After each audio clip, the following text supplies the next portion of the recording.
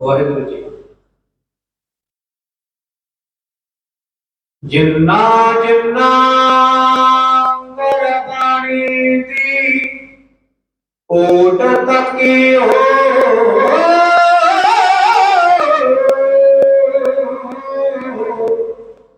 ਬੇੜੇ ਗੁਨਾਹ ਦੇ ਭਰ ਚਲੋ ਪਾਰ ਹੋ ਗਏ ਕਾਮ ਕਰੋ ਦੀ ਅਗਲ ਵਿੱਚ ਸੜੇ ਹੋਏ ਜੋ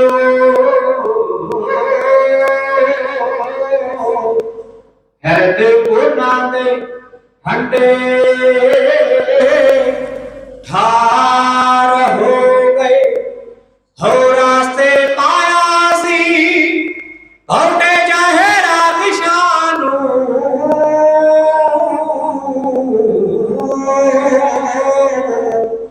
ਤੇ ਸੱਜਣ ਠੱਗ ਵਰਗੇ ਸੇਵਾ ਦਾਰ ਹੋ ਗਏ ਬੜਿਆ ਸੁਣਿਆ ਹੈ ਜਿੰਨਾ ਮਨ ਚਿਤ ਲਾ ਕੇ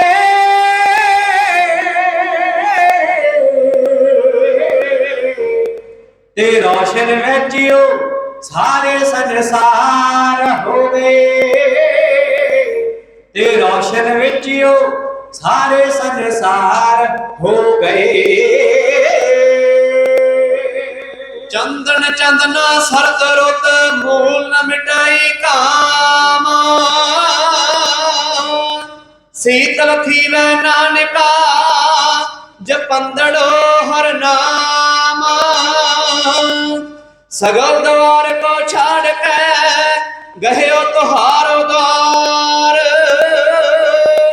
बाहे गहेगी लाज अस गोबिंद दास तुहार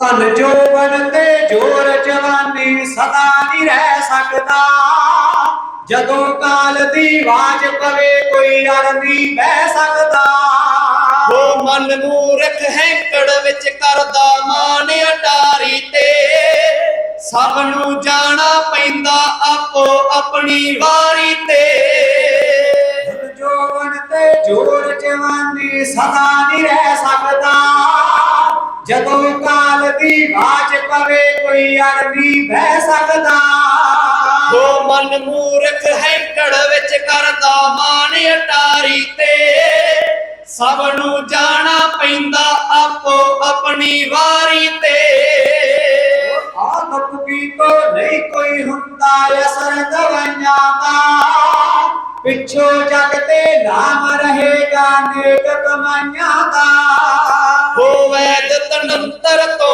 ना काबू पऊ बीमारी ते सब नू जाना पैंदा आपो अपनी वारी ते हो धिया पुत्र मापे सब मतलब ते बेली ने सब नू छड़ के जाना रोंदी जिंद अकेली ने वो मौत नू काबू पाउना आखर पर उपकारी ते सब नू जाना पैंदा आपो अपनी वारी ते हाथी पालन वाला बापू अग लगा दूगा दो घड़ियां लई अखां विचों नीर वहा दूगा हो काल बाज नू तरस न जिंदड़ी कूंज विचारी ते सब नू जाना पैंदा आपो अपनी वारी ते हो प्यार दी मूरत नारी जो बिन दर्शन मरदी है तेरे बिन ना जीवा जो कई मुठियां भरदी है वो प्रेत प्रेत कारूगी लागया भौर उडारी ते सब नू जाना पैंदा आपो अपनी वारी ते हो त्रिंजन दे विच कुड़ियां जुड़ियां खिल्ली पारियां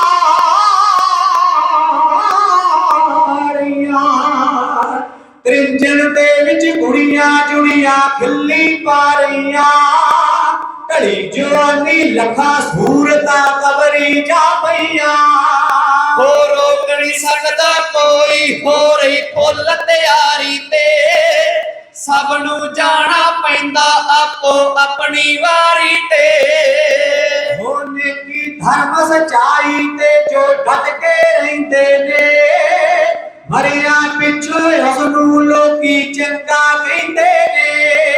ਉਹ ਮੌਤ ਤਰਸਣੀ ਕਰਨਾ ਗੁਰਮੁਖ ਸਿੰਘ ਲਖਾਰੀ ਤੇ।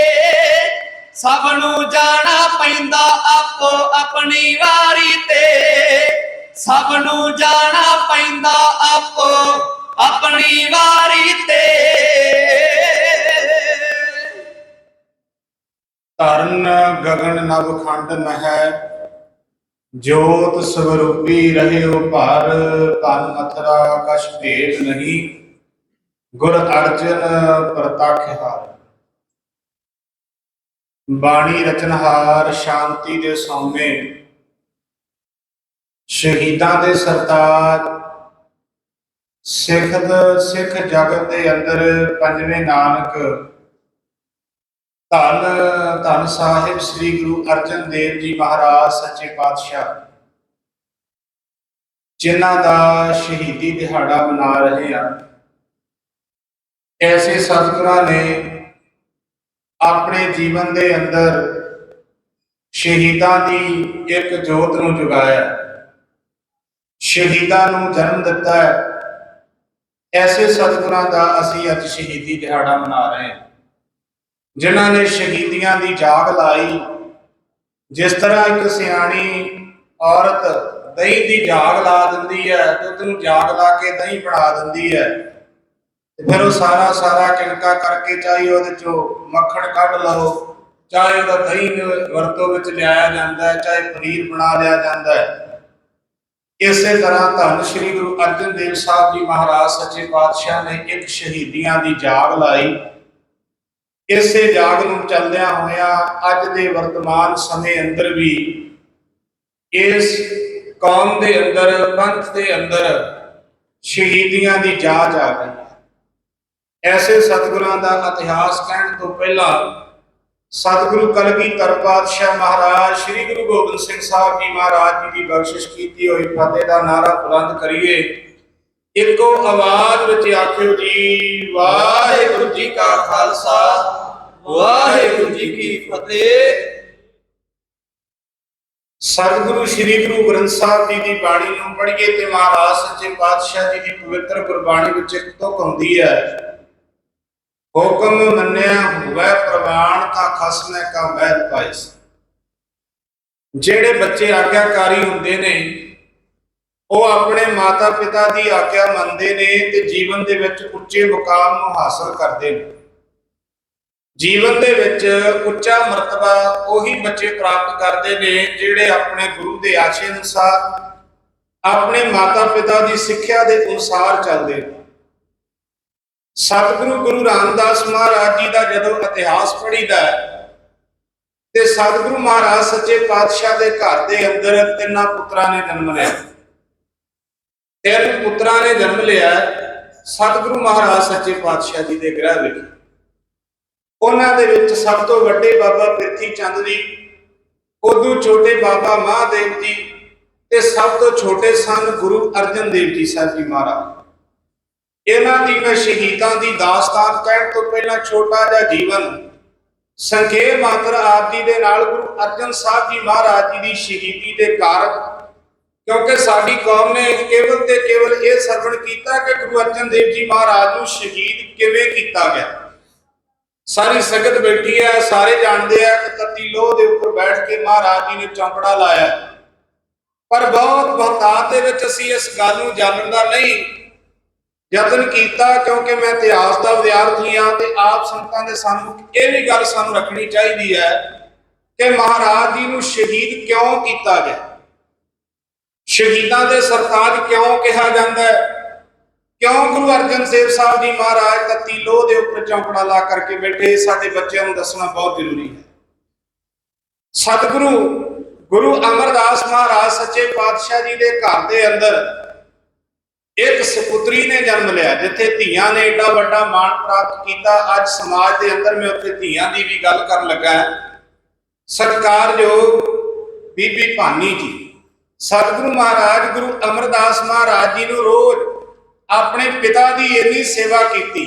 ਸਾਧ ਸੰਗਤ ਜੀ, ਗੁਰੂ ਸਾਹਿਬ ਨੂੰ ਪੁੱਛੀਏ ਕਿ ਮਹਾਰਾਜ ਸਾਡੇ ਤਾਈਂ ਦੱਸਣਾ ਕਰੋ ਕਿ ਇਸ ਕਲਯੁਗ ਦੇ ਅੰਦਰ ਸਭ ਤੋਂ ਵੱਡਾ ਤਪ ਕਿਹੜਾ ਹੈ। ਤੇ ਬੱਚਿਆਂ ਨੂੰ ਵੀ ਇਹ ਗੱਲ ਬੜੇ ਧਿਆਨ ਨਾਲ ਸੁਣਨੀ ਚਾਹੀਦੀ ਹੈ ਜਿੰਨੇ ਬੈਠੇ ਹੋ। ਤੇ ਮਹਾਰਾਜ ਨੇ ਆਖਿਆ, ਬੱਚਾ ਗੁਰ ਸੇਵਾ ਤਪਾ ਸਿਰ ਤਪ, ਗੁਰੂ ਕੀ ਸੇਵਾ ਸਭ ਤੋਂ ਵੱਡਾ ਤਪ ਹੈ। ਤੇ ਬੀਬੀ ਭਾਨੀ ਨੇ ਇਸ ਗੱਲ ਨੂੰ ਆਪਣੇ ਪੱਲੇ ਨਾਲ ਬੰਨ ਲਿਆ। ਗੁਰੂ ਅਮਰਦਾਸ ਮਹਾਰਾਜ ਸੱਚੇ ਪਾਤਸ਼ਾਹ ਜੀ ਦਾ ਸਰੀਰ ਬਹੁਤ ਬਿਰਧ ਸੀ। ਆਪਣੇ ਪਿਤਾ ਨੂੰ ਪਲੰਘੇ ਤੇ ਬਿਠਾ ਲੈਣਾ ਤੇ ਪਿਤਾ ਦਾ ਰੋਜ਼ ਇਸ਼ਨਾਨ ਕਰਵਾਉਣਾ। ਗੁਰੂ ਅਮਰਦਾਸ ਮਹਾਰਾਜ ਸੱਚੇ ਪਾਤਸ਼ਾਹ ਦਾ ਇਸ਼ਨਾਨ ਕਰਵਾ ਰਹੇ ਸਨ ਤੇ ਕਹਿੰਦੇ ਜਿਹੜਾ ਪਾਵਾ ਸੀ ਨਾ, ਤੇ ਉਹ ਪਾਵੇ ਦੇ ਵਿੱਚ ਕਿੱਲ ਲੱਗਿਆ ਹੋਇਆ ਸੀ। ਜਦੋਂ ਪਾਵੇ ਵਿੱਚ ਕਿੱਲ ਲੱਗਾ ਸੀ ਤੇ ਅਚਾਨਕ ਮਾਤਾ ਜੀ ਦੀ ਨਜ਼ਰ ਪਈ ਬੀਬੀ ਭਾਨੀ ਜੀ ਦੀ ਵਿੱਚ, ਪਿਤਾ ਸਤਿਗੁਰੂ ਜੀ ਦਾ ਪਲੰਘਾ ਡੋਲ ਗਿਆ। ਕਿਤੇ ਇਹਨਾਂ ਦਾ ਸਰੀਰ ਹੈ ਜਿਹੜਾ ਉਹ ਇੱਕ ਪਾਸੇ ਨੂੰ ਨਾ ਉੱਲਰ ਜਾਵੇ, ਇਸ ਕਰਕੇ ਉਹਨਾਂ ਆਪਣਾ ਪੈਰ ਜਿਹੜਾ ਸੀ ਨਾ, ਉਹ ਆਪਣਾ ਚਰਨ ਜਿਹੜਾ ਸੀ ਉਸ ਪਲੰਘੇ ਦੇ ਥੱਲੇ ਦੇ ਦਿੱਤਾ ਤੇ ਪਿਤਾ ਜੀ ਨੂੰ ਉਸੇ ਤਰ੍ਹਾਂ ਇਸ਼ਨਾਨ ਕਰਵਾਉਂਦੇ ਰਹੇ। ਇਹੀ ਨਹੀਂ ਕਿ ਮੇਰੇ ਧਰਮ ਦੇ ਪਿਤਾ ਇੱਥੋਂ ਤੱਕ ਮਾਤਾ ਭਾਨੀ ਜੀ ਸਤਿਗੁਰੂ ਜੀ ਦਾ ਸਤਿਕਾਰ ਕਰਦੇ ਸਨ ਕਿ ਇਹ ਗੁਰੂ ਨਾਨਕ ਸਾਹਿਬ ਦੀ ਜੋਤ ਦੇ ਤੀਜੇ ਸਤਿਗੁਰੂ ਨੇ। ਏਡਾ ਵੱਡਾ ਮਾਣ ਸਤਿਗੁਰੂ ਮਹਾਰਾਜ ਜੀ ਦਾ ਕਰਦੇ ਸਨ। ਤੇ ਮਹਾਰਾਜ ਸੱਚੇ ਪਾਤਸ਼ਾਹ ਜੀ ਦਾ ਜਦੋਂ ਇਸ਼ਨਾਨ ਕਰਵਾ ਕੇ ਤੇ ਜਦੋਂ ਥੱਲੇ ਜਿਹੜਾ ਜਲ ਵਹਿ ਰਿਹਾ ਸੀ ਤੇ ਉਹਦੇ ਵਿੱਚ ਖੂਨ ਹੀ ਖੂਨ ਤਰਿਆ ਜਾ ਰਿਹਾ ਸੀ, ਮਹਾਰਾਜ ਨੇ ਆਪਣੀ ਸੁਪੁੱਤਰੀ ਨੂੰ ਕੋਲ ਬੁਲਾ ਕੇ ਆਖਿਆ, ਬੇਟਾ ਭਾਨੀ, ਮੈਂ ਤੁਹਾਨੂੰ ਪੁੱਛਣਾ ਚਾਹੁੰਦਾ, ਏਡਾ ਕਸ਼ਟ ਤੁਸੀਂ ਕਿਉਂ ਜਰਿਆ? ਕਿ ਕਿਹਾ, ਪਿਤਾ ਜੀ ਆਪ ਜੀ ਦੇ ਪਲੰਘੇ ਦੇ ਵਿੱਚ ਆਪ ਜੀ ਦੇ ਸਰੀਰ ਨੂੰ ਕੋਈ ਕਸ਼ਟ ਆ ਜਾਂਦਾ ਜੇਕਰ ਮੈਂ ਆਪਣਾ ਪੈਰ ਨਾ ਰੱਖਦੀ, ਚਰਨ ਨਾ ਰੱਖਦੀ। ਸਤਿਗੁਰੂ ਮਹਾਰਾਜ ਨੇ ਆਖਿਆ, ਅਸੀਂ ਤੇਰੇ ਤੋਂ ਬਹੁਤ ਖੁਸ਼ ਹਾਂ, ਤੇਰੀ ਸੇਵਾ ਸਫਲ ਹੋਈ ਹੈ। ਭਾਨੀ ਦੱਸ ਤੈਨੂੰ ਕੀ ਚਾਹੀਦਾ? ਝੋਲੀ ਅੱਡ ਕੇ ਕਿਹਾ, ਪਿਤਾ ਸਤਿਗੁਰੂ ਜੇ ਦੇਣ ਤੁੱਠੇ ਹੋ ਤੇ ਮਹਾਰਾਜ ਸੱਚੇ ਪਾਤਸ਼ਾਹ ਜੋ ਗੁਰਤਾ ਗੱਦੀ ਦੀ ਦਾਤ ਹੈ ਆਪਣੇ ਘਰ ਦੇ ਵਿੱਚ ਹੀ ਰਹਿਣੀ ਚਾਹੀਦੀ।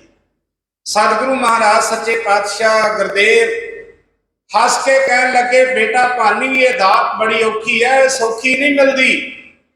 ਕਿਹਾ, ਮਹਾਰਾਜ ਸੱਚੇ ਪਾਤਸ਼ਾਹ ਤੁਸੀਂ ਤੁੱਠੇ ਹੋ, ਮੇਰੇ ਤੇ ਤਰਸ ਕਰੋ, ਮੈਨੂੰ ਇਹ ਦਾਤ ਬਖਸ਼ਿਸ਼ ਕਰੋ। ਮਹਾਰਾਜ ਨੇ ਆਖਿਆ, ਫਿਰ ਤੁਹਾਨੂੰ ਬਹੁਤ ਸਾਰੀਆਂ ਮੁਸੀਬਤਾਂ ਦਾ, ਔਕੜਾਂ ਦਾ ਸਾਹਮਣਾ ਕਰਨਾ ਪਵੇਗਾ। ਕਿਹਾ, ਮਹਾਰਾਜ ਹੱਸ ਕੇ ਜਰ ਲਵਾਂਗੇ, ਤੁਹਾਡੇ ਨਾਮ ਨੂੰ ਜਪ ਕੇ ਸਤਿਗੁਰੂ ਤੁਹਾਡੀ ਓਟ ਆਸਰਾ ਲੈਂਦੇ ਹੋਏ ਸਭ ਕੁਝ ਜਰ ਲਵਾਂਗੇ। ਮਹਾਰਾਜ ਨੇ ਆਖਿਆ, ਸ਼ਹੀਦੀਆਂ ਦਾ ਜਾਮ ਪੀਣਾ ਪਵੇਗਾ। ਕਿਹਾ, ਮਹਾਰਾਜ ਸੱਚੇ ਪਾਤਸ਼ਾਹ ਇਹ ਸ਼ਹੀਦੀਆਂ ਦੀ ਦਾਤ ਵੀ ਮੇਰੀ ਝੋਲੀ ਵਿੱਚ ਪਾ ਦੇ। ਸਾਧ ਸੰਗਤ ਜੀ, ਸਮਾਂ ਬਦਲਿਆ। ਭਾਈ ਜੇਠੇ ਨੂੰ ਗੁਰੂ ਮਹਾਰਾਜ ਸੱਚੇ ਪਾਤਸ਼ਾਹ ਨੇ ਵੱਡਾ ਮਾਣ ਦੇ ਕੇ ਗੁਰੂ ਰਾਮਦਾਸ ਬਣਾ ਦੇਣਾ। ਗੁਰੂ ਰਾਮਦਾਸ ਮਹਾਰਾਜ ਸੱਚੇ ਪਾਤਸ਼ਾਹ ਨੂੰ ਭਾਗ ਲਾਉਣੇ। ਜਿੱਥੇ ਦੁਨਿਆਵੀ ਰਿਸ਼ਤੇ ਵੇਖਦੇ ਆ, ਅੱਜ ਅਸੀਂ ਸੰਸਾਰ ਦੇ ਅੰਦਰ ਗੁਰੂ ਅਮਰਦਾਸ ਮਹਾਰਾਜ ਨੇ ਕੁਝ ਨਹੀਂ ਵੇਖਿਆ।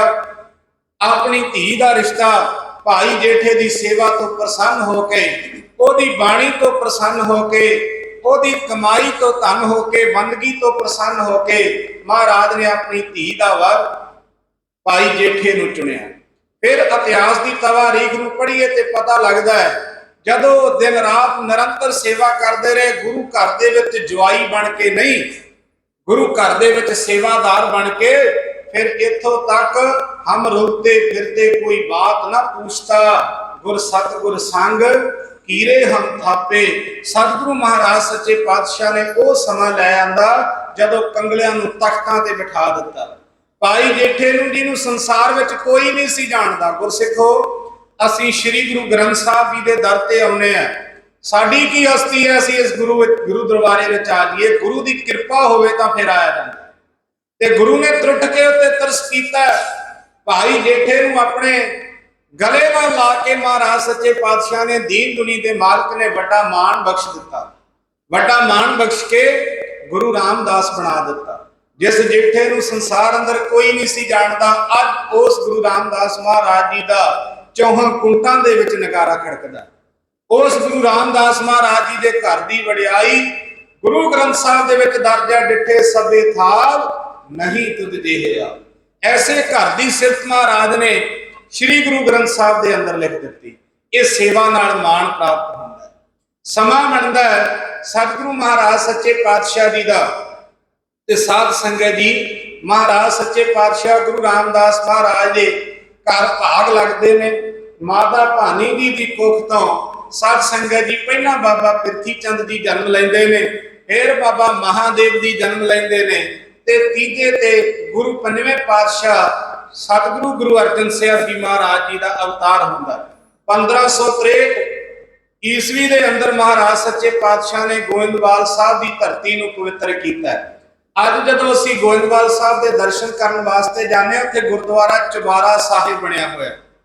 ਉਸ ਚੁਬਾਰੇ ਦੇ ਅੰਦਰ ਪੰਜਵੇਂ ਪਾਤਸ਼ਾਹ ਸ੍ਰੀ ਗੁਰੂ ਅਰਜਨ ਦੇਵ ਜੀ ਦੇ ਜੀਵਨ ਦੀਆਂ ਕਈ ਘਟਨਾਵਾਂ, ਕਈ ਮਹਾਰਾਜ ਸੱਚੇ ਪਾਤਸ਼ਾਹ ਦੇ ਜੀਵਨ ਦੇ ਪਹਿਲੂ ਉਸ ਧਰਤੀ ਦੇ ਨਾਲ ਜੁੜੇ ਹੋਏ ਨੇ। ਜਦੋਂ ਗੋਇੰਦਵਾਲ ਸਾਹਿਬ ਦੇ ਦਰਸ਼ਨ ਕਰੀਏ ਤੇ ਸਾਨੂੰ ਉਹ ਮਹਾਰਾਜ ਜੀ ਦੇ ਬਚਪਨ ਦੀਆਂ ਖੇਡਾਂ ਉਸੇ ਤਰ੍ਹਾਂ ਹੀ ਹੂਬਹੂ ਸਾਡੇ ਸਾਹਮਣੇ ਉਹ ਸਨਮੁਖ ਆਉਂਦੀਆਂ ਇਤਿਹਾਸ ਦੇ ਵਿਦਿਆਰਥੀ ਹੈ। ਇਸ ਕਰਕੇ ਮਹਾਰਾਜ ਸੱਚੇ ਪਾਤਸ਼ਾਹ ਨੇ ਜਿਸ ਧਰਤੀ ਨੂੰ ਭਾਗ ਲਾ ਦਿੱਤੇ, ਜਿੱਥੇ ਮਹਾਰਾਜ ਗਏ, ਜੇ ਕਿਸੇ ਰੁੱਖ ਨੂੰ ਭਾਗ ਲਾਇਆ ਤੇ ਉਹ ਜੰਡ ਸਾਹਿਬ ਬਣ ਗਿਆ, ਜੇ ਚੁਬਾਰੇ ਵਿੱਚ ਗਏ ਤੇ ਉਹ ਚੁਬਾਰਾ ਸਾਹਿਬ ਬਣ ਗਿਆ। ਇਹ ਮਹਾਰਾਜ ਦੇ ਬਚਪਨ ਤੋਂ ਮਹਾਰਾਜ ਵਧਦੇ ਵਧਦੇ ਅੱਗੇ ਗੁਰੂ ਰਾਮਦਾਸ ਮਹਾਰਾਜ ਜੀ ਦੇ ਨਾਲ ਇੰਨਾ ਪ੍ਰੇਮ ਪੈ ਗਿਆ। ਆਪਣੇ ਪਿਤਾ ਤੇ ਗੁਰੂ ਨਾਨਕ ਦੇ ਘਰ ਦੀ ਇੰਨੀ ਛਾਇਆ ਸੀ ਕਿ ਨਿਤਾ ਪ੍ਰਤੀ ਬਾਣੀ ਦਾ ਜਾਪ ਚੱਲਦਾ। ਮਾਤਾ ਜੀ ਬੜਾ ਦੋਹੇ ਪੁੱਤਰਾਂ ਨੂੰ ਪਹਿਲੇ ਬਾਬਾ ਪ੍ਰਿਥੀ ਚੰਦ ਨੂੰ ਮਹਾਦੇਵ ਜੀ ਨੂੰ ਵੀ ਸਮਝਾਉਂਦੇ, ਪਰ ਉਹਨਾਂ ਦੀ ਬਿਰਤੀ ਆਮ ਇਨਸਾਨਾਂ ਵਾਲੀ ਨਹੀਂ ਸੀ। ਉਹਨਾਂ ਦੀ ਲਾਲਚੀ ਬਿਰਤੀ ਸੀ ਤੇ ਗੁਰੂ ਅਰਜਨ ਸਾਹਿਬ ਜੀ ਮਹਾਰਾਜ ਜੀ ਦੀ ਬਿਰਤੀ ਜਿਹੜੀ ਸੀ ਉਹ ਰੱਬ ਦੇ ਬ੍ਰਹਮ ਗਿਆਨੀਆਂ ਵਾਲੀ ਬਿਰਤੀ ਸੀ। ਇਸ ਤਰੀਕੇ ਨਾਲ ਮਹਾਰਾਜ ਸੱਚੇ ਪਾਤਸ਼ਾਹ ਘਰ ਦੇ ਵਿੱਚ ਰਹਿੰਦੇ ਆ। ਸਾਰੇ ਪਰਿਵਾਰ ਦੇ ਅੰਦਰ ਖੁਸ਼ੀਆਂ ਖੇੜੇ ਨੇ। ਇਤਿਹਾਸ ਕਹਿੰਦਾ ਹੈ ਕਿ ਸਤਿਗੁਰੂ ਮਹਾਰਾਜ ਸੱਚੇ ਪਾਤਸ਼ਾਹ ਜੀ ਦੇ ਤਾਇਆ ਜੀ ਦੇ ਪੁੱਤਰ ਬਾਬਾ ਸਿਹਾਰੀ ਮਲ ਜੀ ਨੇ ਆ ਕੇ ਬੇਨਤੀ ਕੀਤੀ, ਮਹਾਰਾਜ ਇਹ ਗੁਰੂ ਰਾਮਦਾਸ ਮਹਾਰਾਜ ਮੇਰੇ ਪੁੱਤਰ ਦੀ ਸ਼ਾਦੀ ਹੈ, ਆਪ ਜੀ ਲਾਹੌਰ ਵਿਖੇ ਚੱਲੋ। ਮਹਾਰਾਜ ਨੇ ਆਖਿਆ ਬਾਬਾ ਸਿਹਾਰੀ ਮਲ ਜੀ ਅਸੀਂ ਲਾਹੌਰ ਨਹੀਂ ਜਾ ਸਕਦੇ, ਕਿਉਂਕਿ ਜੇਕਰ ਅਸੀਂ ਜਾਵਾਂਗੇ ਤਾਂ ਜੋ ਸਰੋਵਰ ਦੀ ਉਸਾਰੀ ਹੈ, ਜੋ ਸੱਚਖੰਡ ਸ੍ਰੀ ਦਰਬਾਰ ਸਾਹਿਬ ਦੀ ਸੇਵਾ ਹੈ, ਇਹ ਕੌਣ ਕਰੇਗਾ? ਇਸ ਕਰਕੇ ਅਸੀਂ ਨਹੀਂ ਜਾ ਸਕਦੇ। ਕਿਹਾ ਮਹਾਰਾਜ ਤੁਸੀਂ ਨਹੀਂ ਜਾ ਸਕਦੇ, ਤੁਹਾਡੇ ਪੁੱਤਰ ਤੇ ਹੈ ਨਾ, ਮਹਾਰਾਜ ਇਹ ਵੀ ਤਾਂ ਤੁਹਾਡਾ ਹੀ ਰੂਪ ਨੇ। ਬਾਬਾ ਪ੍ਰਿਥੀ ਚੰਦ ਜੀ ਨੂੰ ਗੁਰੂ ਸਾਹਿਬ ਨੇ ਮਹਾਰਾਜ ਨੇ ਆਵਾਜ਼ ਦੇ ਕੇ ਆਖਿਆ ਬਾਬਾ ਪ੍ਰਿਥੀ ਚੰਦ ਜੀ ਤੁਸੀਂ ਆਪਣੇ ਤਾਇਆ ਜੀ ਦੇ ਨਾਲ ਚਲੇ ਜਾਓ। ਜਿੱਥੋਂ ਆਪਾਂ ਗੱਲ ਸ਼ੁਰੂ ਕੀਤੀ ਹੈ, ਹੁਕਮ ਮੰਨਿਆ ਹੋਵੇ ਪ੍ਰਵਾਨ ਤਾਂ ਖਸਮੈ ਕਾ ਮਹਿਲ ਪਾਇਸ, ਉਹ ਤੁਕ ਨੂੰ ਮੈਂ ਤੁਹਾਡੇ ਸਾਹਮਣੇ ਪੇਸ਼ ਕਰ ਰਿਹਾ। ਬਾਬਾ ਪ੍ਰਿਥੀ ਚੰਦ ਨੇ ਆ ਕੇ ਆਪਣੀ ਲਾਲਚੀ ਬਿਰਤੀ ਕਾਰਨ ਆਖਿਆ ਕਿਤੇ ਮੇਰੇ ਬਾਝੋਂ ਗੁਰੂ ਅਰਜਨ ਸਾਹਿਬ ਜੀ ਨੂੰ ਗੁਰਤਾ ਗੱਦੀ ਨਾ ਮਿਲ ਜੇ, ਇਸ ਕਰਕੇ ਵੀ ਮੇਰੇ ਬਾਝੋਂ ਕੋਈ ਲੰਗਰਾਂ ਦੇ ਵਿੱਚ ਉਹ ਸੇਵਾ ਸੰਭਾਲਦੇ ਸੀ, ਲਾਲਚੀ ਬਿਰਤੀ ਸੀ। ਉਹਨਾਂ ਆਖਿਆ ਮਹਾਰਾਜ ਮੈਂ ਨਹੀਂ ਜਾ ਸਕਦਾ, ਕੌਣ ਸੇਵਾ ਕਰੇਗਾ? ਮਹਾਰਾਜ ਨੇ ਆਖਿਆ ਬੜੇ ਸਿੱਖ ਨੇ, ਕਿਹਾ ਮਹਾਰਾਜ ਮੈਂ ਨਹੀਂ ਜਾਵਾਂਗਾ। ਬਾਬਾ ਮਹਾਦੇਵ ਜੀ ਨੂੰ ਆਵਾਜ਼ ਮਾਰ ਕੇ ਆਖਿਆ ਪੁੱਤਰ ਆਪਣੇ ਤਾਇਆ ਦੇ ਨਾਲ ਚਲੇ, ਤਾਇਆ ਜੀ ਨਾਲ ਚਲੇ ਜਾਓ। ਕਿਹਾ ਮਹਾਰਾਜ ਮੈਂ ਨਹੀਂ ਇਹਨਾਂ ਰਿਸ਼ਤੇਦਾਰਾਂ ਦੇ ਨਾਲ ਸੰਬੰਧ ਰੱਖਦਾ, ਇਸ ਕਰਕੇ ਮੈਨੂੰ ਰਹਿਣ ਦਿਓ ਮਹਾਰਾਜ, ਤੁਸੀਂ ਗੁਰੂ ਅਰਜਨ ਸਾਹਿਬ ਜੀ ਨੂੰ ਵੇਖ ਲਓ। ਤੀਜੇ ਤੇ ਮੇਰੇ ਪਾਤਸ਼ਾਹ ਗੁਰੂ ਅਰਜਨ ਸਾਹਿਬ ਜੀ ਨੂੰ ਆਵਾਜ਼ ਮਾਰ ਕੇ ਗੁਰੂ ਰਾਮਦਾਸ ਮਹਾਰਾਜ ਨੇ ਆਖਿਆ ਪੁੱਤਰ ਆਪਣੇ ਤਾਇਆ ਜੀ ਨਾਲ ਚਲੇ ਜਾਓ, ਆਪਣੇ ਪਿਤਾ ਦਾ ਵਚਨ ਮੰਨਣਾ। ਆ ਕੇ ਹੱਥ ਜੋੜ ਕੇ ਬੇਨਤੀ ਕੀਤੀ ਮਹਾਰਾਜ ਜੇਕਰ ਟੁੱਟੇ ਹੋ ਸਤਿਗੁਰੂ ਜੋ ਤੁਹਾਡਾ ਹੁਕਮ ਹੈ। ਨਾਲ ਇੱਕ ਤਗੀਰ ਕੀਤੀ ਪੁੱਤਰ ਜਿੰਨਾ ਸਮਾਂ ਅਸੀਂ ਬੁਲਾਈਏ ਨਾ ਉਹਨਾਂ ਸਮਾਂ ਆਉਣਾ ਨਹੀਂ, ਜਿੰਨਾ ਸਮਾਂ ਅਸੀਂ ਖਤ ਨਾ ਪਾਈਏ ਤੁਸੀਂ ਆਉਣਾ ਨਹੀਂ। ਗੁਰੂ ਮਹਾਰਾਜ ਸੱਚੇ ਪਾਤਸ਼ਾਹ ਨੇ ਕਿਹਾ ਕਿ ਚੂਨਾ ਮੰਡੀ ਲਾਹੌਰ ਉੱਥੇ ਸਾਡਾ ਜਨਮ ਸਥਾਨ ਵੀ ਹੈ ਤੇ ਉੱਥੇ ਰਹਿ ਕੇ ਤੁਸੀਂ ਵੱਡੀ ਸੇਵਾ ਕਰਨੀ ਹੈ। ਪਿਤਾ ਦੇ ਹੁਕਮ ਨੂੰ ਸੱਤ ਕਰਕੇ ਮੰਨਦੇ ਹੋਏ ਵਿਆਹ ਕਾਰਜਾਂ ਨੂੰ ਸੰਪੂਰਨ ਕੀਤਾ। ਉੱਥੇ ਸਾਧ ਸੰਗਤ ਜੀ ਅੱਜ ਪਾਕਿਸਤਾਨ ਦੇ ਅੰਦਰ ਬੜੇ ਸਥਾਨ ਜਿਹੜੇ ਸਿੱਖਾਂ ਦੇ ਉਹ ਅਲੋਪ ਹੋ ਰਹੇ ਨੇ ਤੇ ਉਹ ਸਥਾਨ ਵੀ ਅਜੇ ਹੈਗਾ ਭਰੇ ਬਾਜ਼ਾਰ ਦੇ ਅੰਦਰ, ਦਾਸ ਗਿਆ ਨਹੀਂ, ਪਰ ਜੋ ਪੜਿਆ ਸੁਣਿਆ ਵਿਚਾਰਿਆ ਉਹ ਕਹਿੰਦੇ ਜਿਹੜਾ ਮਹਾਰਾਜ ਜੀ ਦਾ ਜਨਮ ਸਥਾਨ ਹੈ ਉਹ ਬਾਜ਼ਾਰ ਦੇ ਅੰਦਰ ਹੈ। ਇੱਕ ਛੋਟਾ ਜਿਹਾ ਸਥਾਨ ਹੈ ਗੁਰੂ ਰਾਮਦਾਸ ਮਹਾਰਾਜ ਜੀ ਦਾ। ਤੇ ਸਾਧ ਸੰਗਤ ਜੀ ਬੜੀ ਉੱਥੇ ਸਾਡਾ ਸਿੱਖਾਂ ਦਾ ਬੜਾ ਦਬਦਬਾ ਸੀ ਮਹਾਰਾਜਾ ਰਣਜੀਤ ਸਿੰਘ ਦੇ ਵੇਲੇ, ਪਰ ਉੱਥੋਂ ਦੀ ਹਕੂਮਤ ਨੇ, ਉੱਥੋਂ ਦੇ ਕੁਝ ਦੁਕਾਨਦਾਰ ਭਰਾਵਾਂ ਨੇ ਉਹ ਸਾਰੇ ਸਥਾਨਾਂ ਤੇ ਕਬਜ਼ਾ ਕਰ ਲਿਆ, ਪਰ ਛੋਟਾ ਜਿਹਾ ਸਥਾਨ ਰਹਿ ਗਿਆ ਹੁਣ ਉੱਥੇ ਕੇਵਲ ਤੇ ਕੇਵਲ। ਇਤਿਹਾਸ ਦੇ ਪੰਨਿਆਂ ਨੂੰ ਵਾਚਣ ਦਾ ਯਤਨ ਕਰੀਏ ਤੇ ਮਹਾਰਾਜ ਸੱਚੇ ਪਾਤਸ਼ਾਹ ਉਹ ਸਥਾਨ ਤੇ ਰਹੇ ਤੇ ਉੱਥੇ ਚੁਬਾਰਾ ਸਾਹਿਬ ਵੀ ਹੈਗਾ, ਜਿੱਥੇ ਮਹਾਰਾਜ ਰੋਜ਼ ਖੜ ਕੇ ਉਡੀਕ ਕਰਦੇ ਸਨ ਕਿ ਕੋਈ ਮੇਰੇ ਪਿਤਾ ਜੀ ਦਾ ਖਤ ਲੈ ਕੇ ਆਵੇ ਤੇ ਮੈਂ ਗੁਰੂ ਰਾਮਦਾਸ ਮਹਾਰਾਜ ਜੀ ਦੇ ਦਰਸ਼ਨ ਕਰਾਂ। ਇਸ ਤਰੀਕੇ ਨਾਲ ਮਹਾਰਾਜ ਸੱਚੇ ਪਾਤਸ਼ਾਹ ਜੀ ਬੜਾ ਸਮਾਂ ਆਪਣੇ ਪਿਤਾ ਜੀ ਦੀ ਉਡੀਕ ਕੀਤੀ ਕਿ ਕਦੋਂ ਮਹਾਰਾਜ ਸੱਚੇ ਪਾਤਸ਼ਾਹ ਮੈਨੂੰ ਸੱਦਣ। ਇਸੇ ਤਰ੍ਹਾਂ ਸਿੱਖ ਦੇ ਮਨ ਵਿੱਚ ਵੀ ਇੱਕ ਉਡੀਕ ਹੋਣੀ ਚਾਹੀਦੀ ਹੈ ਕਿ ਕਦੋਂ ਅੰਮ੍ਰਿਤ ਵੇਲਾ ਹੋਵੇ ਮੈਂ ਗੁਰੂ ਕੀ ਬਾਣੀ ਦਾ ਜਾਪ ਕਰਾਂ, ਕਦੋਂ ਸਮਾਂ ਹੋਵੇ ਕਿ ਮੈਂ ਗੁਰੂ ਕੇ ਲੜ ਲੱਗਾ। ਆਪਣੇ ਮਾਤਾ ਪਿਤਾ ਦੀ ਆਗਿਆ ਨੂੰ ਮੰਨਣਾ ਤੇ ਸ੍ਰੀ ਗੁਰੂ ਅਰਜਨ ਸਾਹਿਬ ਜੀ ਦੇ ਜੀਵਨ ਵਿੱਚੋਂ ਸਿੱਖੀਏ ਕਿ ਕਿਵੇਂ ਉਹਨਾਂ ਆਪਣੇ ਪਿਤਾ ਦੀ ਆਗਿਆ ਨੂੰ ਮੰਨਿਆ। ਬਾਬਾ ਮਹਾਦੇਵ ਜੀ ਨੇ ਨਹੀਂ ਮੰਨਿਆ, ਬਾਬਾ ਪ੍ਰਿਥੀ ਚੰਦ ਨੇ ਨਹੀਂ ਮੰਨਿਆ ਤੇ ਮਹਾਰਾਜ ਨੇ ਉਹਨਾਂ ਨੂੰ ਕੋਈ ਮਾਣ ਵੀ ਨਹੀਂ ਦਿੱਤਾ।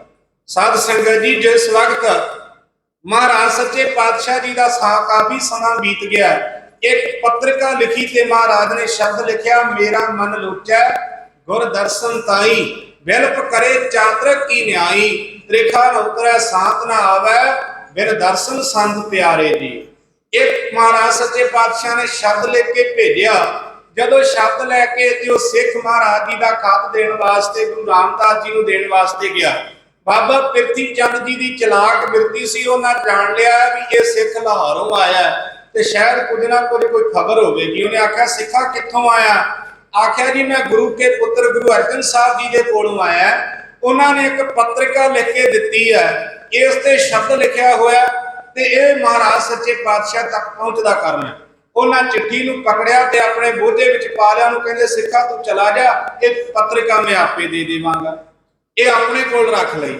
ਜਦੋਂ ਉਹ ਪੱਤਰਿਕਾ ਤੇ ਬਾਬਾ ਪ੍ਰਿਥੀ ਚੰਦ ਨੇ ਵੇਖਿਆ ਕਿ ਇਹ ਤੇ ਸਤਿਗੁਰੂ ਵੱਡੇ ਸਤਿਗੁਰਾਂ ਨਾਲ ਦੀ ਬਾਣੀ ਰਚੀ ਹੋਈ ਹੈ, ਕਿਤੇ ਮਹਾਰਾਜ ਟੁੱਟ ਕੇ ਇਹਨਾਂ ਨੂੰ ਗੁਰਤਾ ਗੱਦੀ ਨਾ ਦੇ ਦੇਣ, ਇਸ ਕਰਕੇ ਉਹ ਪੱਤਰਿਕਾ ਮਹਾਰਾਜ ਦੇ ਕੋਲ ਪਹੁੰਚਦੀ ਨਹੀਂ ਕੀਤੀ।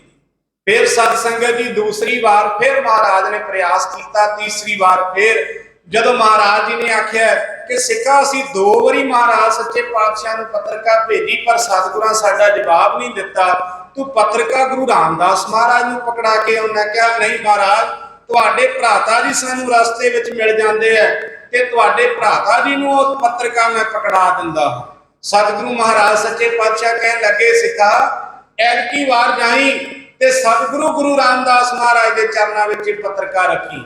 ਸਤਿਗੁਰੂ ਮਹਾਰਾਜ ਨੇ ਸ਼ਬਦ ਲਿਖਿਆ, ਇੱਕ ਘੜੀ ਨਾ ਮਿਲਤੇ ਤਾਂ ਕਲਯੁਗ ਹੋਤਾ, ਹੁਣ ਕਦ ਮਿਲੀਆ ਪ੍ਰਤੁਦ ਭਗਵੰਤਾ, ਮੋਹਿ ਰਹਿਣ ਨਾ ਵਿਹਾਵੈ, ਨੀਂਦ ਨਾ ਆਵੈ, ਬਿਨ ਦੇਖੇ ਗੁਰ ਦਰਬਾਰੇ ਜੀ। ਇਹ ਪੱਤਰਿਕਾ ਲੈ ਕੇ ਜਦੋਂ ਸਿੱਖ ਨੇ ਗੁਰੂ ਰਾਮਦਾਸ ਮਹਾਰਾਜ ਨੂੰ ਦਿਖਾਈ, ਉਸੇ ਵਕਤ ਆਖਿਆ, ਮੇਰੇ ਪੁੱਤਰ ਨੂੰ ਜਲਦੀ ਦੇ ਨਾਲ ਬੁਲਾਇਆ ਜਾ। ਬਾਬਾ ਬੁੱਢਾ ਸਾਹਿਬ ਜੀ ਨੂੰ ਵੀ ਕਈ ਇਤਿਹਾਸਕਾਰ ਜ਼ਿਕਰ ਕਰਦੇ ਆ ਕਿ ਉਹਨਾਂ ਨੂੰ ਭੇਜਿਆ ਗਿਆ ਕਿ ਗੁਰੂ ਅਰਜਨ ਸਾਹਿਬ ਜੀ ਨੂੰ ਲੈ ਕੇ ਆਂਦਾ ਜਾਵੇ। ਸਤਿਗੁਰੂ ਮਹਾਰਾਜ ਸੱਚੇ ਪਾਤਸ਼ਾਹ ਜੀ ਆਖਿਰਕਾਰ ਲਾਹੌਰ ਦੀ ਧਰਤੀ ਤੇ ਪਹੁੰਚੇ ਆ। ਸਤਿਗੁਰੂ ਮਹਾਰਾਜ ਸੱਚੇ ਪਾਤਸ਼ਾਹ ਨੇ ਉੱਥੋਂ ਚਾਲਾ ਪਾ ਕੇ ਗੁਰੂ ਮਹਾਰਾਜ ਸੱਚੇ ਪਾਤਸ਼ਾਹ ਗੁਰੂ ਰਾਮਦਾਸ ਮਹਾਰਾਜ ਜੀ ਦੇ ਦਰਬਾਰ ਵਿੱਚ ਆ ਕੇ ਪੇਸ਼ ਹੋਏ। ਸਤਿਗੁਰੂ ਮਹਾਰਾਜ ਜੀ ਦਾ ਦਰਬਾਰ ਲੱਗਿਆ ਹੋਇਆ। ਆਖਿਆ, ਪੁੱਤਰ ਜੋ ਤੂੰ ਸ਼ਬਦ ਉਚਾਰੇ ਨੇ, ਕੀ ਤੂੰ ਆਪ ਸ਼ਬਦ ਉਚਾਰੇ ਨੇ? ਆਖਿਆ, ਸਤਿਗੁਰੂ ਤੁਹਾਡੀ ਕਿਰਪਾ ਦੇ ਨਾਲ ਉਚਾਰੇ ਨੇ। ਮਹਾਰਾਜ ਬਹੁਤ ਖੁਸ਼ ਹੋਏ। ਫਿਰ ਕਿਹਾ ਮਹਾਰਾਜ ਨੇ ਕਿ ਸਿੱਖਾ, ਇਹਨਾਂ ਸ਼ਬਦਾਂ ਦੇ ਅੰਦਰ ਸਾਨੂੰ ਇਉਂ ਪ੍ਰਤੀਤ ਹੋ ਰਿਹਾ ਜਿਵੇਂ ਵੱਡੇ ਸਤਿਗੁਰਾਂ ਨੇ ਤੇਰੇ ਤੋਂ ਆਪ ਕਿਰਪਾ ਕਰਕੇ ਲਿਖਾਏ ਹੋਣ।